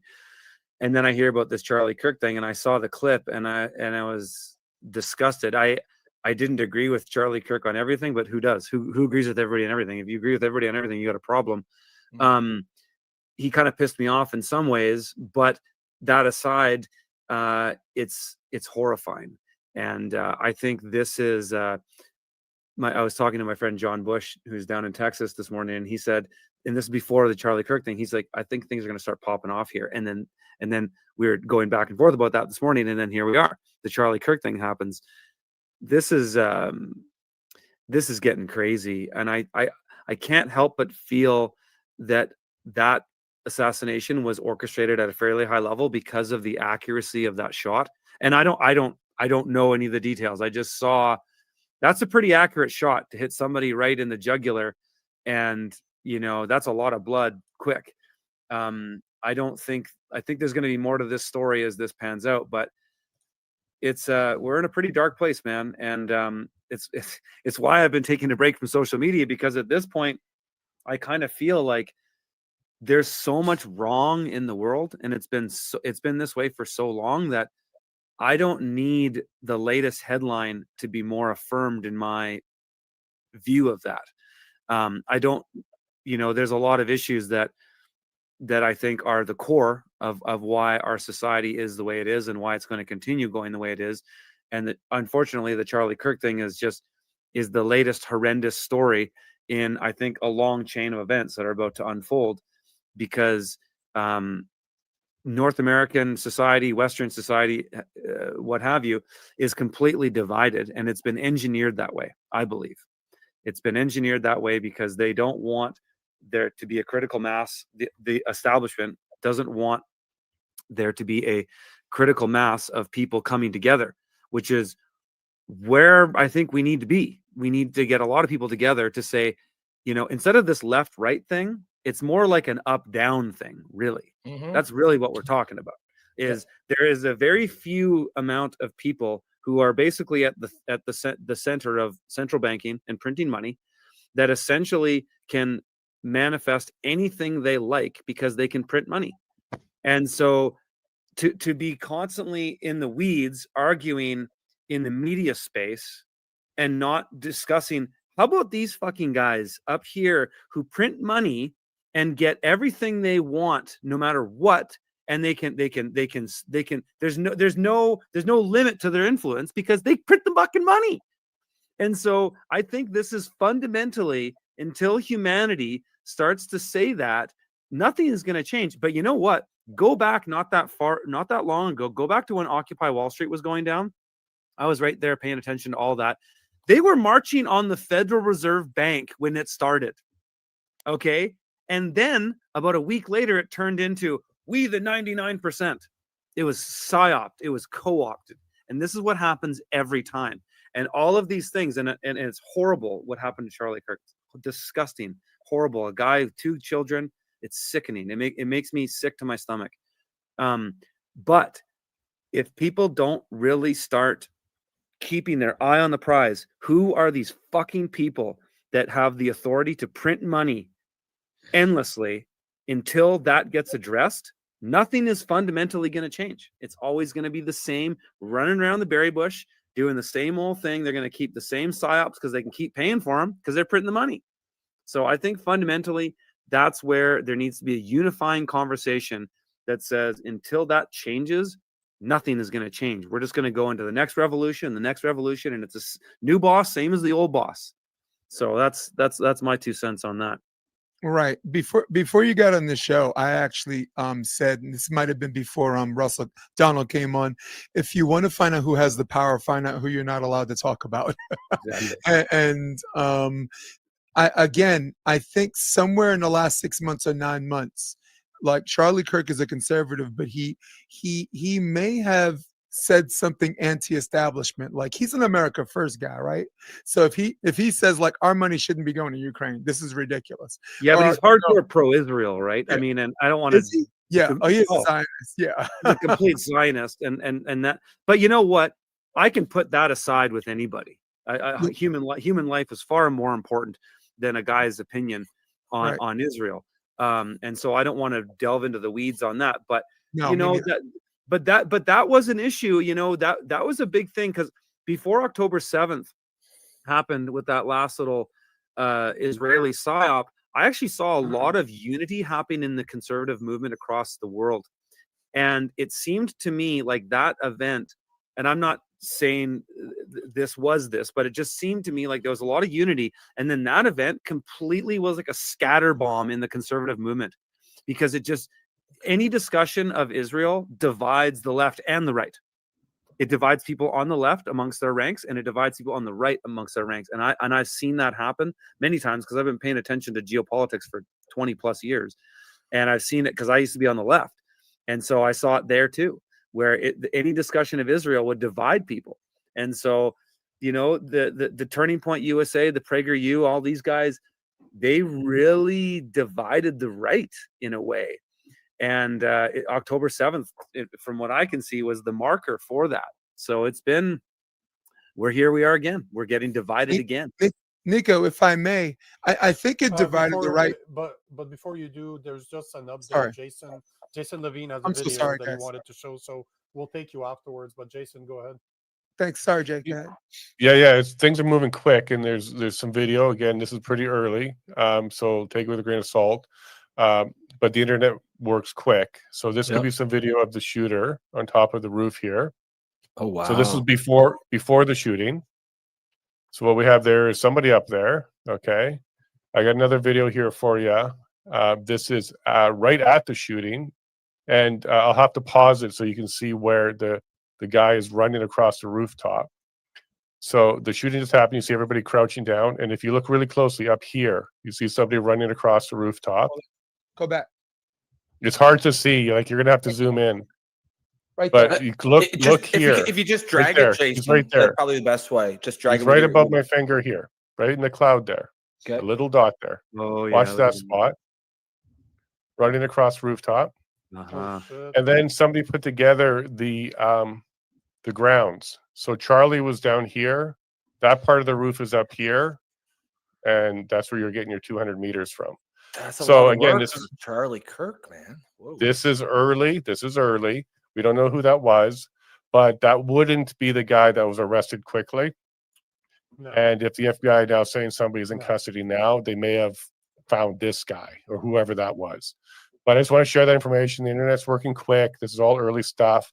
But there's a video. It looks like somebody crouched, a guy running, and they put together this little map of where he was and where that rooftop is. It seems like a lot of work for Charlie Kirk. Again, Yeah, exactly. This is what blows my mind the most about this whole thing is, of all people, really, Charlie Kirk's the guy you go after of all people. But dude, think about Yes, it. But if look you at think the about what just reaction. happened, though, look what just happened with that Ukrainian girl. Like, they want whites to get, the establishment want whites to lose it, because rightfully so. We've been shit on for 50 years, told not to have kids. Meanwhile, they're pumping all of the Western countries full of brown immigrants. I mean, they want the whites to get nuts so that they can strawman us and say, look at the racists. So I think this is part of that same agenda. That it's all connected to that Ukrainian girl who was murdered on that train. People are getting pissed. And now Charlie Kirk, who's a very strong symbol in the alternative conservative movement, is people are going to be pissed. And this is what they want. And I agree with you. Christian too. Remember the shooting at the children in the Christian too, right? Exactly. With the trans shooter. Yeah. Just quickly take this comment here from Jonathan Chush. He says the old man that was detained near the stage was decoy. He has to be connected. He's yelling, "I do it again," as being dragged away, which again means a conspiracy. I don't mean like conspiracy theory. I mean like the legal definition of conspiracy, right? A coordinated effort by at least two people. So that suggests, as you said, Nico, like a lot of work, right? Like this is whether, I don't know if they are officially professional as in they're actual, special forces guys or what have you. But if you want to describe professionals, like some guys who actually kind of know what they're doing to some extent and are putting real effort in. This isn't necessarily just a whack job who went there with a gun in his pocket and got close enough to pull the trigger, right? Like there's some planning behind this. I see, Jeff, I see you shaking your head. Like, what do you mean? Like, are you disagreeing with the premise that there was, let's assume that those videos are correct and we did see the shooter and the shooter did shoot from that spot. Do you think just an amateur could just pull this off? You're muted. You're muted, Jeff. Yeah.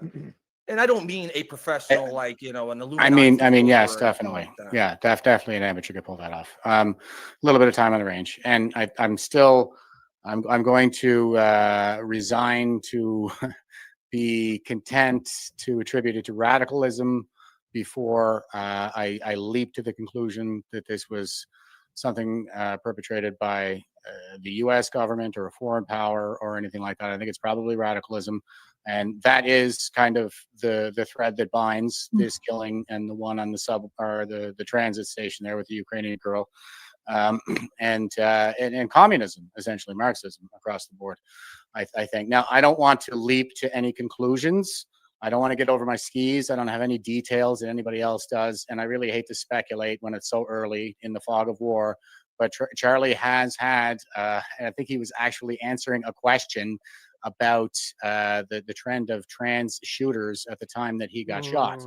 So we do have this problem with radicalism. I'm not saying that I have any details that says that it was another trans shooter, but because I don't. But these are possibilities that are definitely on the table that I would want to make sure that I eliminate before I start digging into any kind of like a foreign power or pros getting involved. I think the radicalism is enough to explain it. And it's the same thing with the black on white violence, right? It's the same thing. It's a Marxist narrative that we've indoctrinated, not me personally, but people have been indoctrinated into to view whites in particular, whites and male, straight white cis heteropatriarchs as being at the peak of the oppression pyramid. When you're on top, everybody's trying to tear you down. So I don't see a need to go all the way to any kind of a professional job when we have so much radicalism in the mix already. Well, we don't know until we have the answers, anyways, right? I do have to duck out, guys. I'll make that my final. I'm going to run away before you can refute me. And thanks for inviting me in. Well said, sir. Well said. Thanks for being on, Joe. Go ahead and trash me while I'm not here to defend myself. Thanks we would do it in your face. We're not worried about it. Now that he's gone, let's really talk, guys. Yeah. Now that Jeff's gone. Yeah. Thanks, Jeff, for popping on. Enjoy. Appreciate that one. Yeah. Appreciate the time, Jeff. Take care, brother. Hey, look, I'd like to say a few words about. Just before you do, Donald, I just wanted to ask something to the panelists. It seems that I think we can all agree that it is on the right to do the right thing. Like the reaction is what matters in this case. Now, do you guys agree with Curtis? And I would say that I agree with him that this is orchestrated to pin us against one another. Like they are trying to create a singular event that will allow them to take the next step, which is martial law, for example. Start doing like they did in Barrie yesterday. They declared an emergency so that the mayor can give himself more power. Like, let's be honest here, this is what a state of emergency is. So does somebody on this panel disagree with this? I think I don't think Donald got a shot to answer the last one if he wants to have a crack at that, and then we can just pick this question up when he's done. Well, first of all, yes, I do agree that they are orchestrating this. Who they are, I don't know. It might be the left. It might be, is there a false flag involved? Look, history is replete with false flags. But as a Christian, I just want to look at Charlie Kirk's assassination, the murder of that Ukrainian girl, the political violence and the violent discourse. That's all on the left these days. That is all on the left. And whoever we are, we can't take the bait for violence. We can't do that. But that doesn't mean that we have to be doormats as we have continued, as we really have. The left has gotten away with things for years. But first, if you're a Christian, prayer, always prayer. First in the morning, all day, before night, pray for your enemies. But we're not doormats. So as Jason Levine, gather evidence, in this case, against the people cheering for the violence, against the people cheering for Charlie Kirk's assassination and the murder of that Ukraine girl, and whatever we have, gather evidence and do it well. I use a program called Fireshot to gather online evidence. It's great. Do it. But then use that evidence to completely destroy, completely cancel the people who are our enemies and those who are cheering Charlie Kirk's assassination and the assassination of that Ukrainian girl and the killing at the Catholic school, they are our enemies. And you can only talk so much. I'm not saying violence, absolutely not. Gather evidence and then use that evidence to completely destroy them in their neighborhood, take them out socially. I mean, by, saying what they did, promoting what they did. If that means they lose their job, great. It's a war. And then pray some more. But once again, don't take the violence. But it doesn't mean we have to sit here and be doormats. We have all sorts of tools. That's what we're doing here now. We can't not resist in legal ways of this tsunami of violence against Christians and other good people.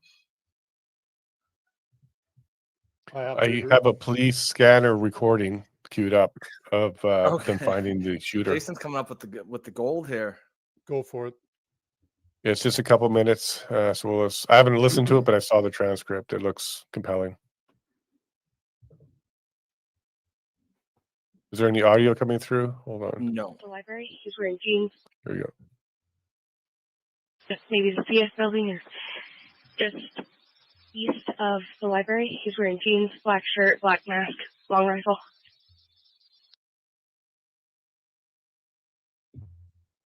So far, that's not matching that old guy that in the video. Okay. Oh, what was the description there? She said. Yeah, black jeans. Yeah. Black jacket. There's more coming up. Okay. I think he's been cleared as being the shooter. I think that's not. Yeah. I think it's just really weird for him if he was just an innocent bystander. For him, Rob, just let him play the video. It's almost done. 10 East 600 North.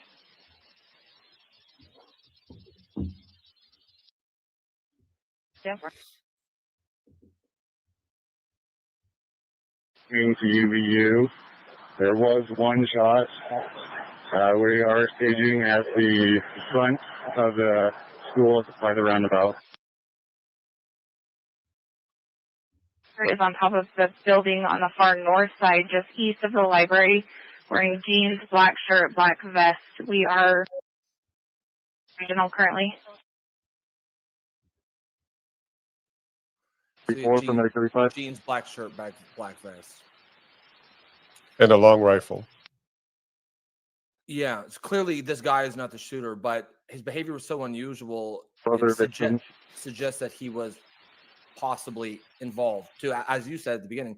Act as a decoy. Right, all incoming units, you guys can cancel. We just have the one victim. Okay, so at that point, they only had the one victim, and I do want to just bring up Charlie's post, a post that he made just a while ago in April.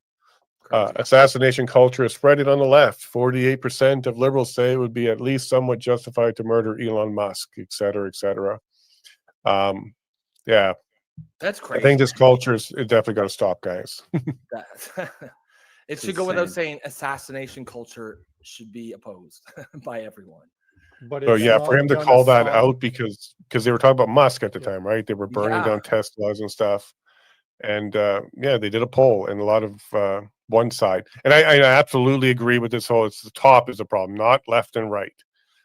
So I do want to definitely put my hat on that side of things here. I don't think this is a left-right issue. This is a top-down issue. Well, the right is doing some sketchy shit now too, right? I mean, this is part of the reason I'm taking a break from these platforms. Is I got on X in after Elon took it over, or around the time it was in like summer 2023 or something like that, June, and I enjoyed it for a while, but I find that it is so negative, especially because it seems to allow what the other platforms weren't allowing.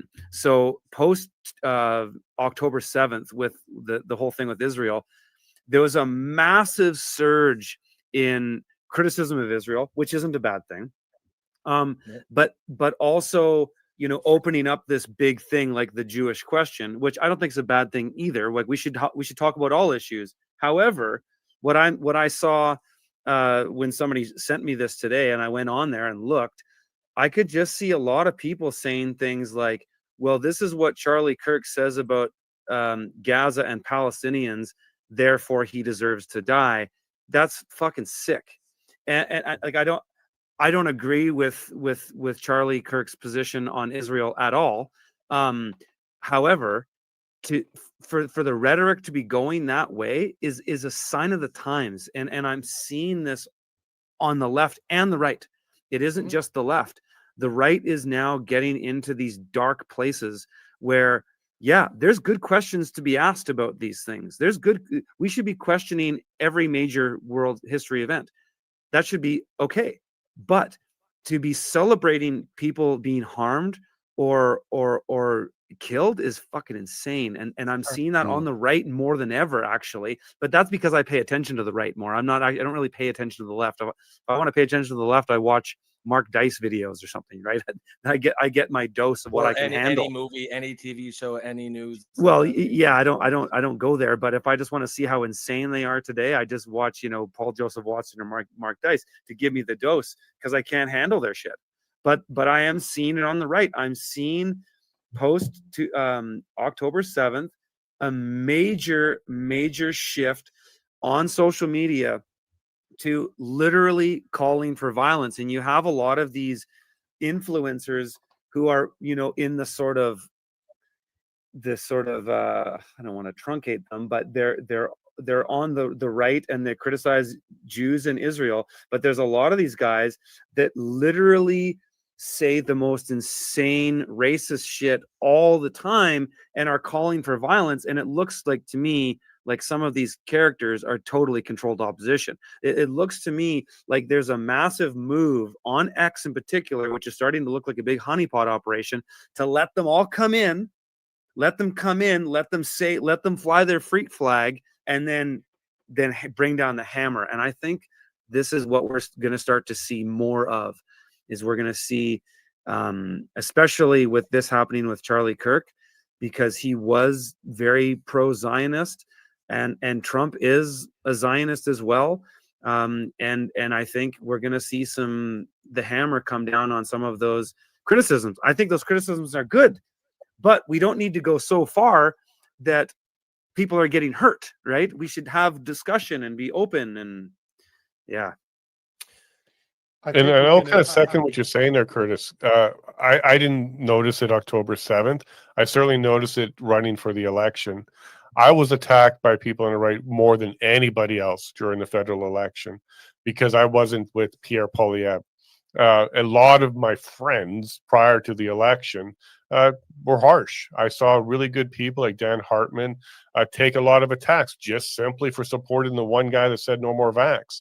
Like, the right was, and this is why maybe Nico says I'm more towards the center than anything else, because I got pushed away by the whole right just because I picked a particular political party and ran for them. And they were vicious. Like, some of them, not as bad as death threats, but definitely very nasty, like very nasty. So look, this is not a left and right thing. No, it's not. It's not a left or right thing. There's bad on both sides, and 100%. And yeah.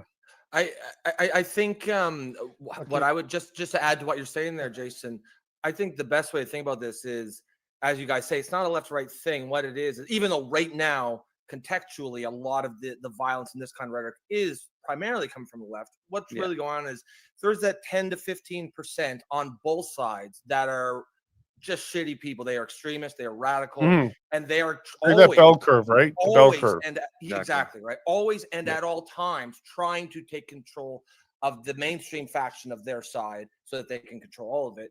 And in this exact moment, it just so happens that the nutty 10 to 15% have more control over the mainstream left than the nutty 10 to 15% of the right has over the right. That does not mean that like it's a left-wing thing, right? It just means that in this exact moment, they've got more control over the left than the right does.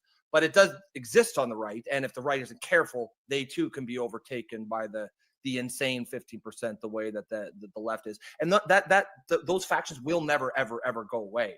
No, it's just a pendulum, dude. Guys, their power will shift. Yes, there's other people on the panels, guys. We need to give voices to other people too. But the point is that as we speak right now, the left is pushing more. As a conservative, I will say what Jason says 100%. I do not like Pierre Poilievre. I did not support him. I will never support him. And I called him out for the weak leadership that he is. That being said, I got hated on by the right as much as I'm getting it from the left right now. And I'm more I'm a conservative. I'm not a conservative with a big C that's a liberal in blue. I'm a conservative Christian is what I am. And I'm getting it from both sides. But at the same time, I see people on the right calling them out. I'm not the only one. Jason does it. I do it. There's a lot of other people keeping the right accountable. I'm not seeing it on the left. Yeah, the vast guardrails, majority. And this is my gone. problem with this event. If you have people in the in the government that won't take a minute of silence for somebody that just got assassinated, that tells you a lot about the mindset that they have. Those are the people, those are the leaders. You have that's where the shit rolls from, right? But that's my point. And the left is literally, and I'm not saying all left, but the woke left or the part of the crazies on the left are calling this as something to celebrate. This is insane. This is absolutely insane to have people celebrate the death of somebody that would probably, like I said earlier, just say, guys, no violence. As a Christian, he would just go, don't be violent about this. Let's try to figure it out. But the onus is on the left right now to step it up. The right needs to be careful and shut up and not get violent, because that is, if I've seen a better bait, I don't think there's a better bait than what's going on right now. This is a perfect bait for the right to go crazy, because Charlie Kirk was not this crazy Republican.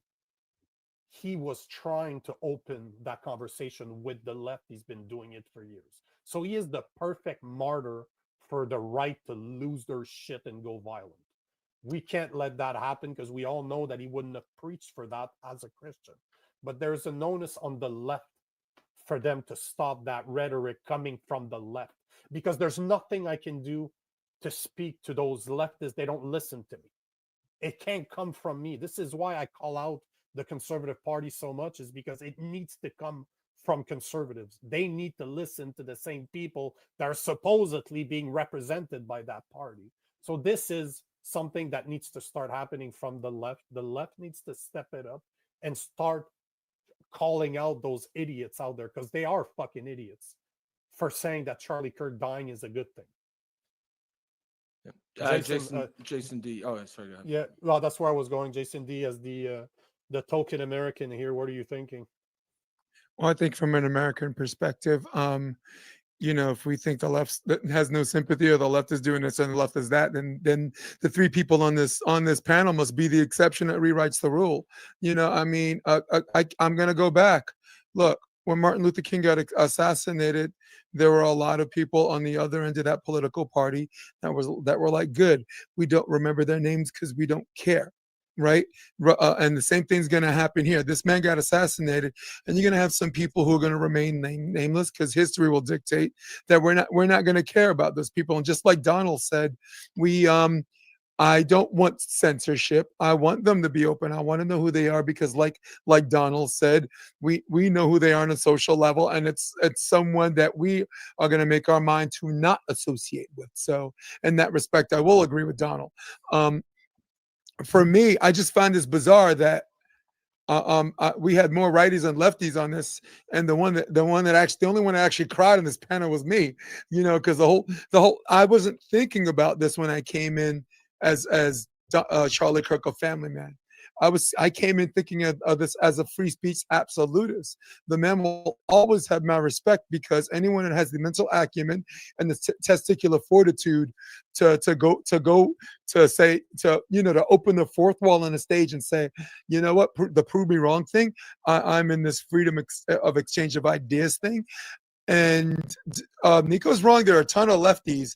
They're just not as magnetizing and as galvanizing as Charlie Kirk. He has a personality, so the personality sticks out. Candace Owens, right? Like, it seems like the right has like this group of people that came out at the same time that are just more well-spoken, and they're just trying to reach out to young conservatives, because there was that dynamic shift in the young party from conservatives to liberal.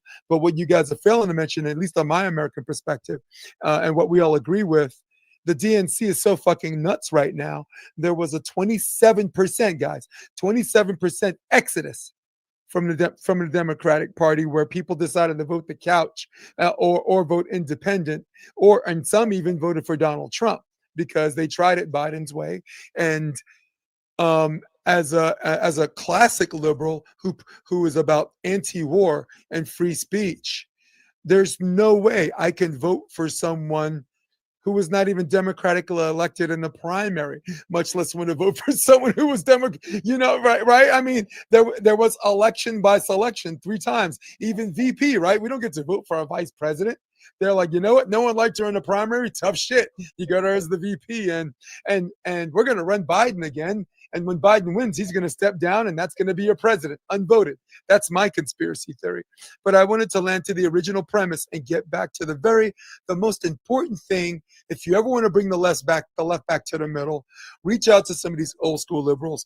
Reach out to these free speech enthusiasts, and remind everybody what this is about: the free exchange of ideas. And I'm going to say this for the 3rd time. My lefties who despise him, I tell them this: if free speech has not disgusted you, and if you're not revolted by free speech at any point in your life, you haven't fucking fought hard enough for it. You have not fought hard enough for free speech if it doesn't disgust you. Okay? If you dislike him, tough shit, because free speech is there to protect unpopular speech. Popular speech does not need protection. All right? And I can go home, and honestly, it gives me a hard on to have 6 guys fighting. Where are you going with this? Guys, Yeah. Hey, bro, I know you're in you're in LA. You're in California, sorry, but this is not that type of show. Yeah. Like, what the? That's not how we roll here. That's not how we roll. You know, Nico. Oh, excuse me. And Miss King, we know about how you are with head, okay? Your head game is really cool. I see you right now. Did you ever Look at see that those head. clips? Look at that head. You ever see those clips of people walking, and it's like a guy walking all manly, and then he goes over a rainbow crosswalk, and he starts like sashaying across. That's Jason. I gotta right leave there. again. As he got to LA, he just I know sashayed Donald. over. Can I add something to that? Hold on, Donald needs to go, so we'll give him final go ahead. words before he leaves. Go ahead. Well, I just want to say I agree with Jason there, rainbow crosswalks and all. Yeah. We've got to be able to talk to each other, and isn't this wonderful? I so enjoyed this discussion. I don't think we disagreed on much, and whatever we disagreed, in honor of Charlie Kirk, his favorite thing was "Let's talk, change my mind," and I think that's my takeaway from this show. We're not going to take the bait. We're not doormats, but we're not going to take the bait. Amen. And I so enjoyed and appreciate speaking with each and every one of you. So thanks very much. And I've got to get ready for my own show tonight at 9. And there we take go. Care, Donald. I appreciate that. Thanks for being here, Donald. Great final words there. And just guys, if you are watching the show and tuning in, we are of course talking about Charlie Kirk's the news that happened there today out in Utah. And if you caught what Donald has just said a few minutes ago about, we are people from all over the spectrum, but we're able to get here and have a productive discussion and also respectful. That's what this show is all about. That's really what we do on this show. So, I'm glad that Donald kind of glommed onto that, because that is exactly what happens. And the reason is because we consciously make that decision. You can decide to find common ground with people. You can decide to be reasonable. You do not have to go out there and just hurl insults, although you would never know that if you just spend more than 5 minutes on social media. Social media seems designed, and I have no doubts the algorithm pushes this, but it is designed to get us to hate each other. It is designed. And of course, they probably don't see it like that. That's just how they make their money. The more clicks, rage invites clicks. People who are angry, they click and they comment, and that's really what it's all about. It's unfortunate, but it's kind of the banality of evil. But we don't need to be slaves to that. We can actually decide to do things differently, and that is what we do every day on this show. So if you are just tuning in and you appreciated what Donald said, you appreciate this kind of an atmosphere, welcome, and hopefully you guys stick around, because that's what we do every day. Please like and share the stream. That's the best way you can support us. You can also become a member for $2.99. And that will, of course, allow you to support independent journalism, support us on the show, and you'll help build this community. So yeah, I'll throw that to you, Nico, wherever you want to go next. Well, I think Curtis had something to say. So unless Jason Levine, you had something to say, because the turn would be yours, I believe. But I know Curtis is just waiting for it. I'll yield the floor to Curtis. He did speak up.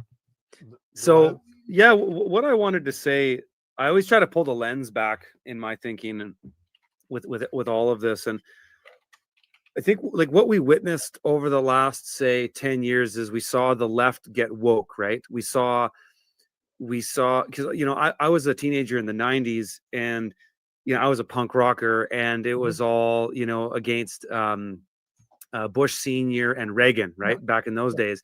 And so at that time, left was anti-establishment. That's what I grew up with, was the anti-establishment left, right? That's right. That was the kind of liberal that I was.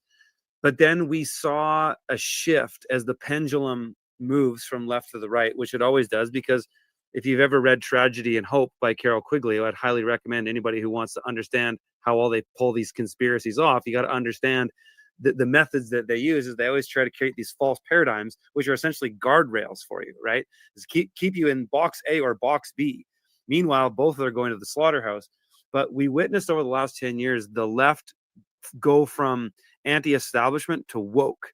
And for me, when I say woke, I mean essentially 2 + 2 is 5. It's like your eyes can see the opposite of what you're being told, just like we saw during COVID and whatnot.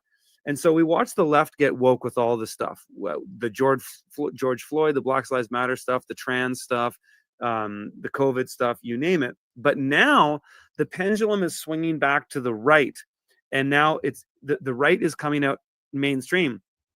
But the right is also getting woke. And I want to give you a couple examples of how the right is getting woke right now. One, which is painfully obvious, is the whole Israel thing, and how everybody is just getting woke on Israel. And they're turning a blind eye to all the insane atrocities that go on there. And the fact that, Israel created Hamas, that's on the record.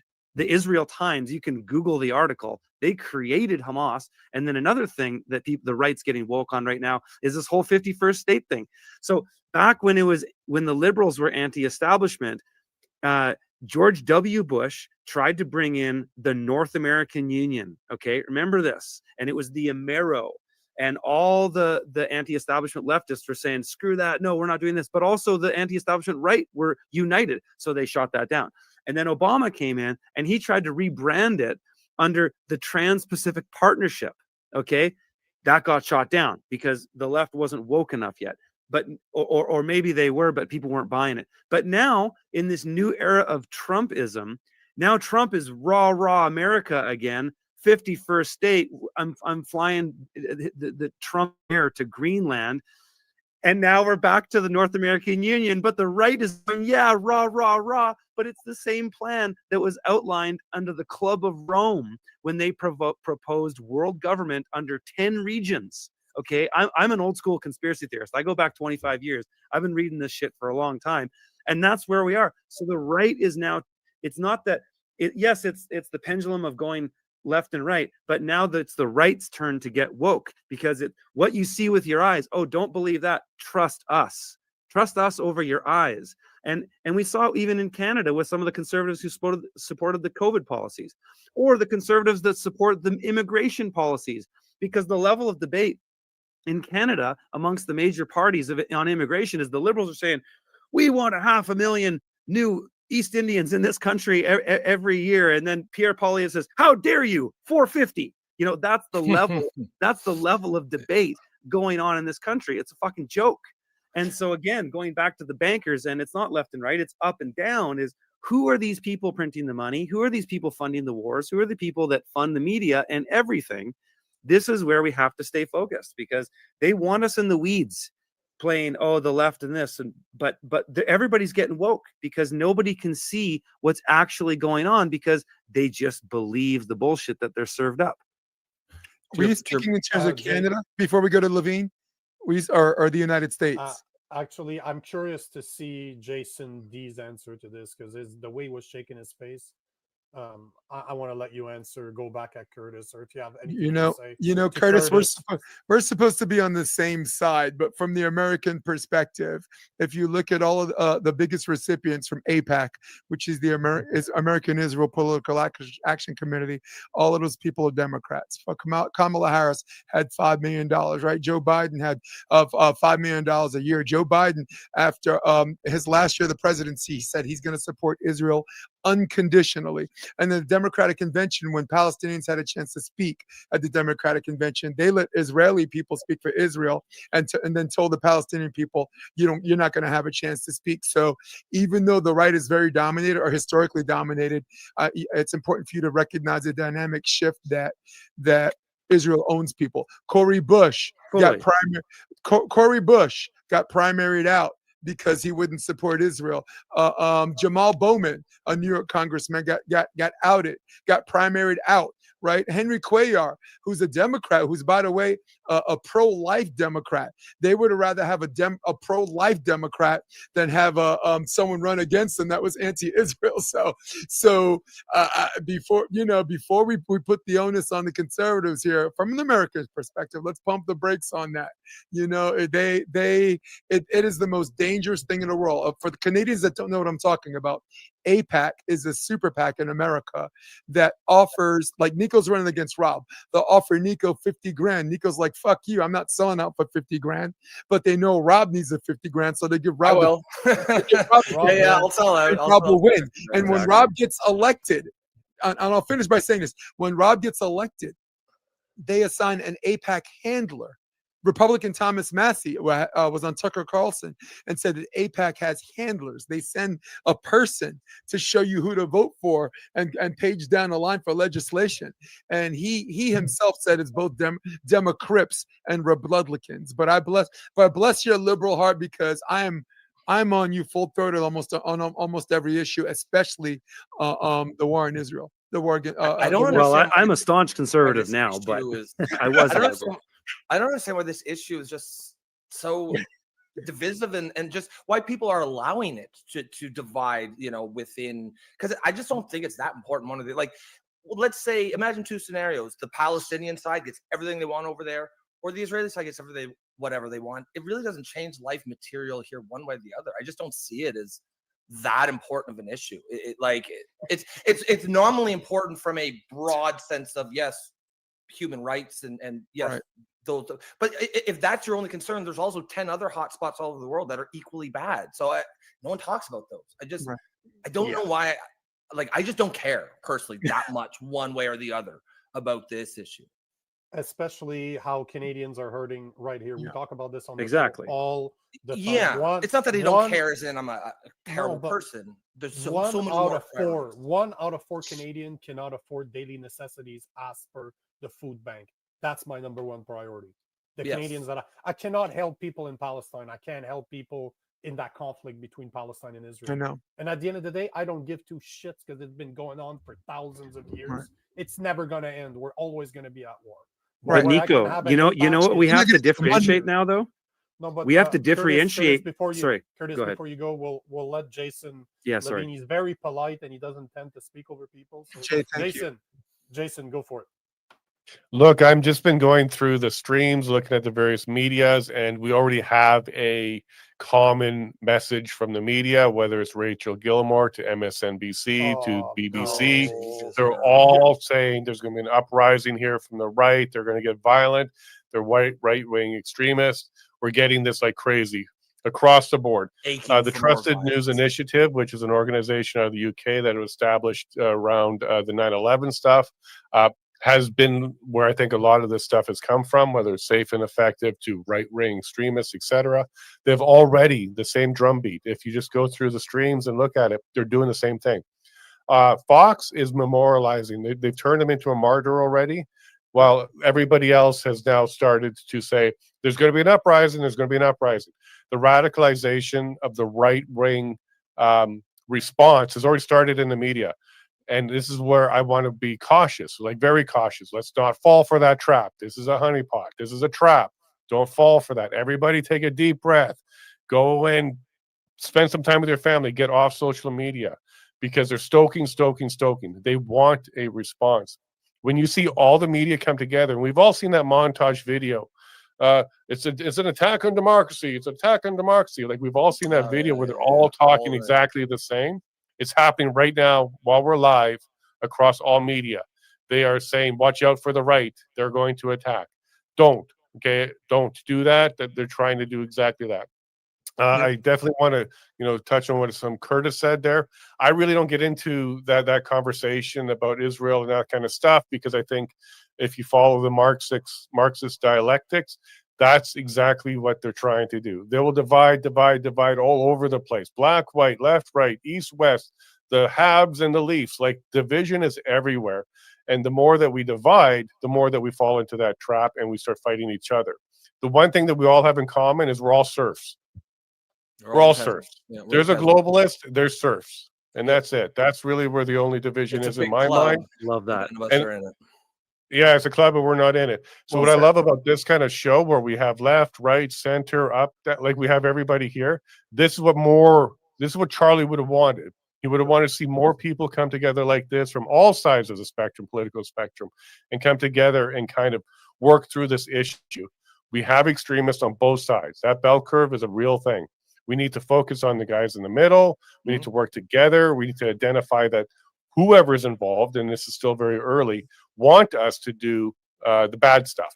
Absolutely. So if you go see CNN right now, BBC, CTV, MSNBC, all of them, they are currently talking about how the right are going to rise up and retaliate. And then the the right side, like Fox, they're martyring him right now. This is a bad combination. So I'm taking a close look at the media. That's why I'm shaking my head. And another piece of information that came out, Charlie wears a bulletproof vest.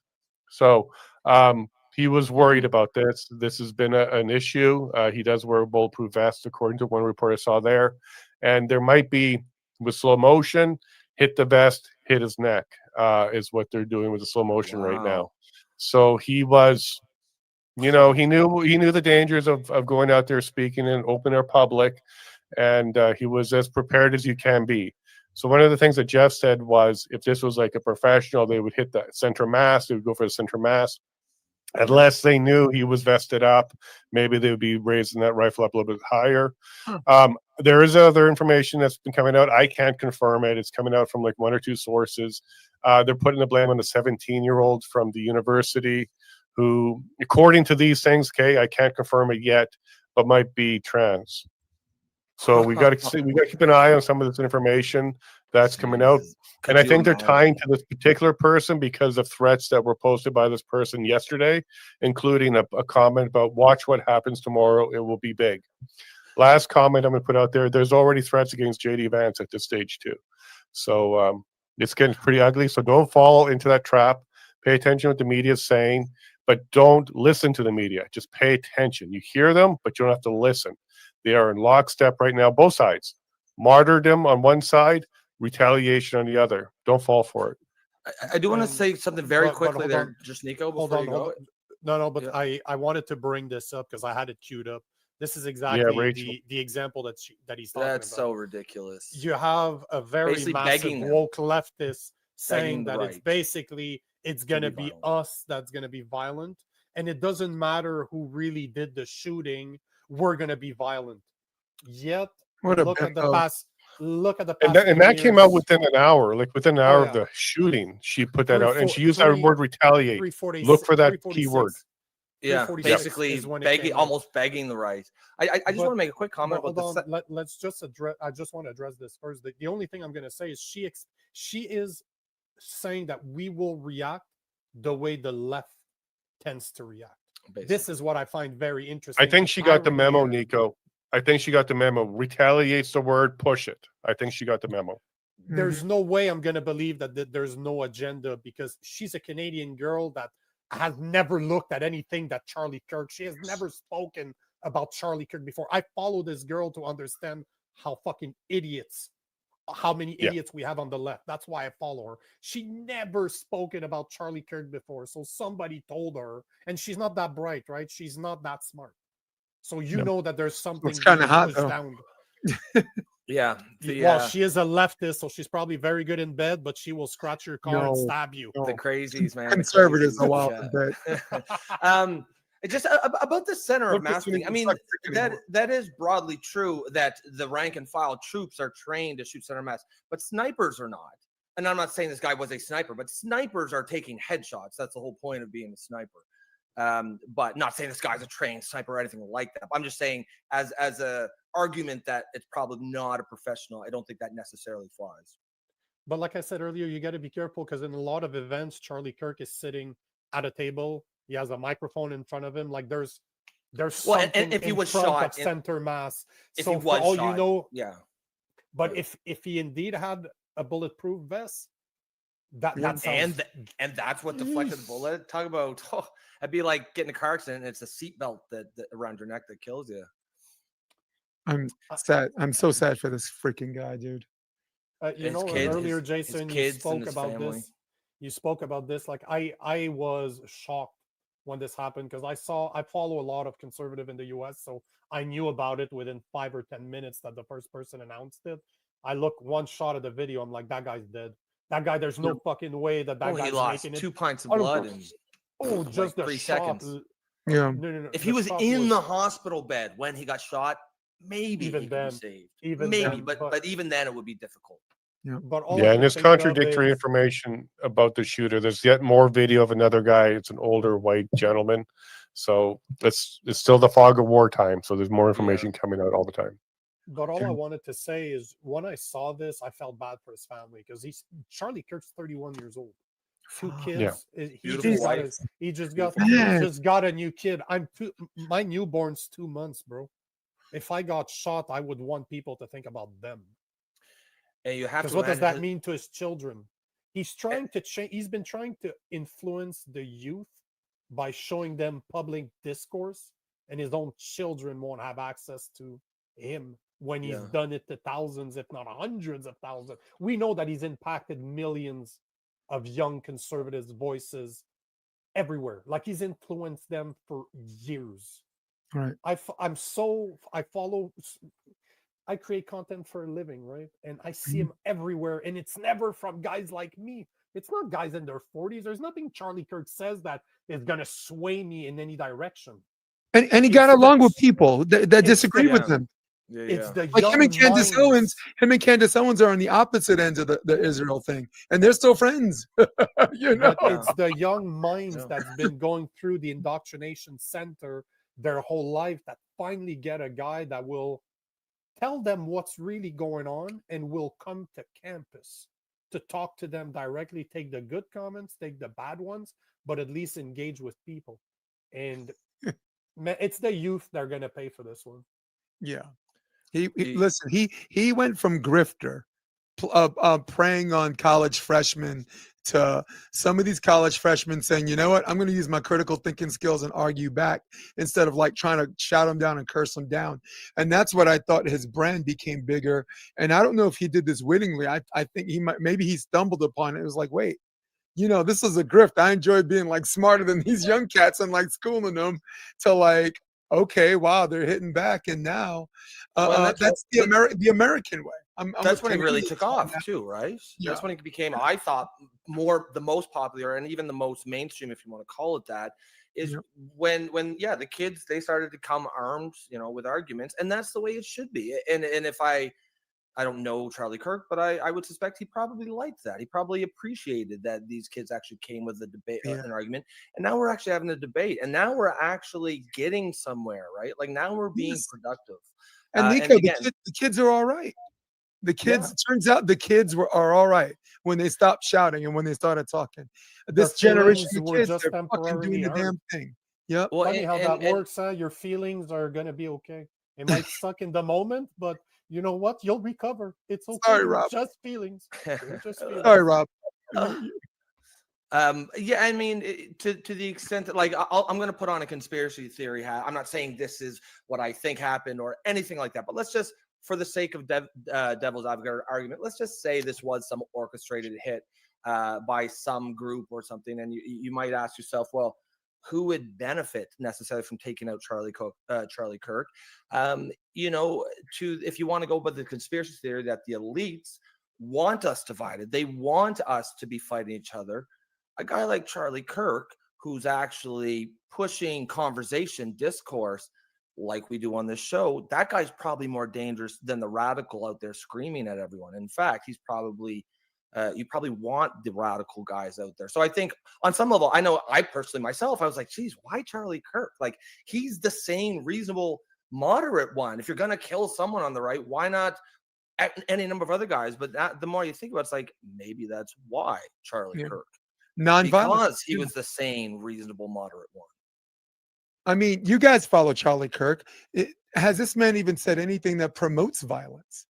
It promotes discourse, right? And I will never, ever, ever make a comparison between him and Martin Luther King, but and he's no Martin Luther King by any stretch of the imagination. I want to be clear about that. But the commonality was, God, these guys who want to do things the nonviolent way are the ones getting shot. What the hell? Well, it's like Donald said when he left, like the whole, you know, the whole mindset behind the simple sentence, okay, let's talk about it. You know, that's not something that's out there today. We're gonna end it in like 8 minutes, guys. So I want to give you a chance to have final words. I'll start with Curtis. Jason Levine. I'll go to Curtis afterwards. So, Jason, any intelligent thoughts? Yeah, they don't even need to be intelligent, actually. Any final words? Let's just digest this one, take our time with this. No knee-jerk reactions. Do not respond. Do not retaliate. Do not give the media what they're trying to provoke for. That is by far the first thing that you need to do. And second, hug a liberal, because it's not their fault either. Like, this is not a liberal conservative thing at all. We have to understand that we're all on the same boat on this particular issue. It's something else is bigger going on. We can call it evil and good and evil. We can call it spiritual. We can call it globalist, top down. There's a whole bunch of things. But what we do know is it's not the liberals and the conservatives doing this. It's somebody on the extreme ends or somebody at the extreme top. We don't know yet. So let's just stay calm, hug a liberal, hug a conservative, and don't get mad. Be sad, but don't get mad. That's where I'm going to put my mind. Curtis? Yeah, I mean, I totally agree with Jason there. It's why I'm not posting on social media right now. I find, I guess I've been into the grand conspiracy for so long that I just find with all these forces right now, I think that the kind of four things that are the biggest things right now, it's inflation, immigration, AI, and government overreach. With all these things going on, it's like the minutia is, I know people are creating content and they have a reason to comment on these things, but I would actually encourage people to just check out and get in nature and spend some time outside, spend some time with your family, and just enjoy life, because this shit's not going to get any better. Like, society is on a massive downward trajectory because so many years of money printing and corruption. And it looks to me like now what's going on the macro scale of it is that the upper level management are in on the racket, and they are just filling their boots before the whole thing goes down. And so they can see that. And it's all looks like a controlled demolition to me. And I think the answer is going to be, hey, we need bigger government. And so that's what's going to happen is they're going to let us all divide, and they're hoping that we do, and we fight each other and kill each other. And then they're going to come in with the big solution. And that's, hey, you guys can't manage your shit. So how about a new big government to help you do that? So it's the same old scam. So yeah, get control over your resources, get agency over your affairs. My whole thing is get control of your food, water, energy, shelter, and buckle up. It's we're going to be in it for the long run. Jason? Well, I'm going to finish. I agree with what Curtis is saying there. There's two Jasons, bro. Oh, sorry, my bad. Jason. No, I absolutely. I would hug you, Jason, if I can. Hug a liberal. Yeah, you're up, Levine. No, I was talking to you, Jason. No, I was up. Yeah, go for it, Jay. Now we're just waiting on you, Jason. Oh, Yeah, you sorry. brother. Go Which ahead. You know the Jason? guy Jason with the New D? York hat? Yeah, Jason Jason D. Tiberius. Okay. Yes. I'd like to finish this the same way I started this. If free speech at any point in your life has never made you throw open your mouth, you haven't fought enough hard for. All right, we need to continue to fight for our right for the freedom of exchange of ideas. In my community and from my regional perspective, I'm known by my peers as a man of the people, and a lot of them have followed them and are now watching the Political Orphans podcast. And I encourage every single one of you to continue to follow this, because right now these guys are the ones with the balls. Rob? Yeah. I mean, I'll echo everything everybody just said. But yeah, especially Jason Levine there, just kind of calm. Don't be crazy. Like we're really in the fog of war here, and I'm even speaking to myself too. I know everyone wants to say be the first to break the news or to tweet out the thing, and I think it's always probably best to maybe take a step back. I mean, I know I tweeted out about the alleged shooter. That turns out it wasn't. So, I had to delete that post. What Curtis said, touch grass, get out there. Social media can be pretty toxic place, but although this show is created to be essentially a refuge from that. So again, guys, remember to like and share the stream, become a member of the show. Just keep coming back. I know we didn't get to too many comments today if you are a first-time viewer, but normally the show is really comment heavy. We do engage with the audience in a way that I don't think anyone else does. Today, obviously, you'll cut us a little bit of slack because of the giant panel. But, I think this show, what we did here today is exactly the solution to all the problems that brought us here in the first place. And I'll probably just land on that. All I'm going to say is I'm echoing everybody. I love hug a liberal. If you're liberal, hug a conservative. If you're conservative, hug a liberal. But at the end of the day, we all know Charlie Kirk was a Christian and he wouldn't have wanted any violent retaliation. So in honor of his memory, respect that and don't be violent. And I'm speaking to the Canadians out there that are going to the protests this weekend on September 13th. I know it's happening in Toronto. I know it's happening in Ottawa. Guys, what happened to Charlie Kirk, don't translate that there. Don't make that protest violent. Don't give in the counter protesters, because there's going to be some. So guys, keep it civil. At the end of the day, we tend to agree on about 80% of things, just like Rob and I do every single day. So keep it nice. Hug a liberal. I like it. Hug a liberal. That's right. I'm gonna have t-shirts made. That's right, bitches. Hug a liberal. Hug us. Guys, I mean, if you have any final words, this is a great chat. I mean, it sucks that I was gonna say it was a lot of fun. I mean, obviously it sucks that the reason we came here is not to have fun, but it's always good to have see you guys' faces again, for the two Jasons that are regulars, and obviously Curtis, who is first time on the show. But hopefully you guys come back. It's what it's all about. It's a lot of fun. Great to have these kind of conversations where these, I would say, these are pretty rare. Curtis, come on my podcast whenever you want. Lots to talk about. Yeah, brother. We'll close it off. Yeah, we'll close it off. You guys connect. just stay in the backstage and organize your. Yeah, day. stick around. I'll just close the end stream. But for all the people out there, Just before you close there, Nico. Yeah. Tomorrow morning, 9 a.m. Mountain, Eastern, 7 a.m. Mountain. I'll be having a show all about this with Chris Dacey and some others. We're calm, we're relaxed. We'll have some time to think about things. And then everybody join us, Nico, as well, on Saturday. So 9 p.m. Eastern. Join Saturday. I'm sure this will be the topic because we're covering the weekly news. There will definitely be Jeff Evely will be back. There'll be some more people. So tomorrow we'll cover some stuff on my show. Saturday there'll be more with Nico and Jeff Evely. So mark your calendars and come back for that kind of stuff. We are calm, collective, and I think there's some intelligence floating around here. So I'd like to share some more tomorrow morning and then again on Saturday. The appearance of intelligence, at least. Was it you always say, Jason? The hint of intelligence or something. Symptoms. Yeah, we have symptoms of intelligence around here.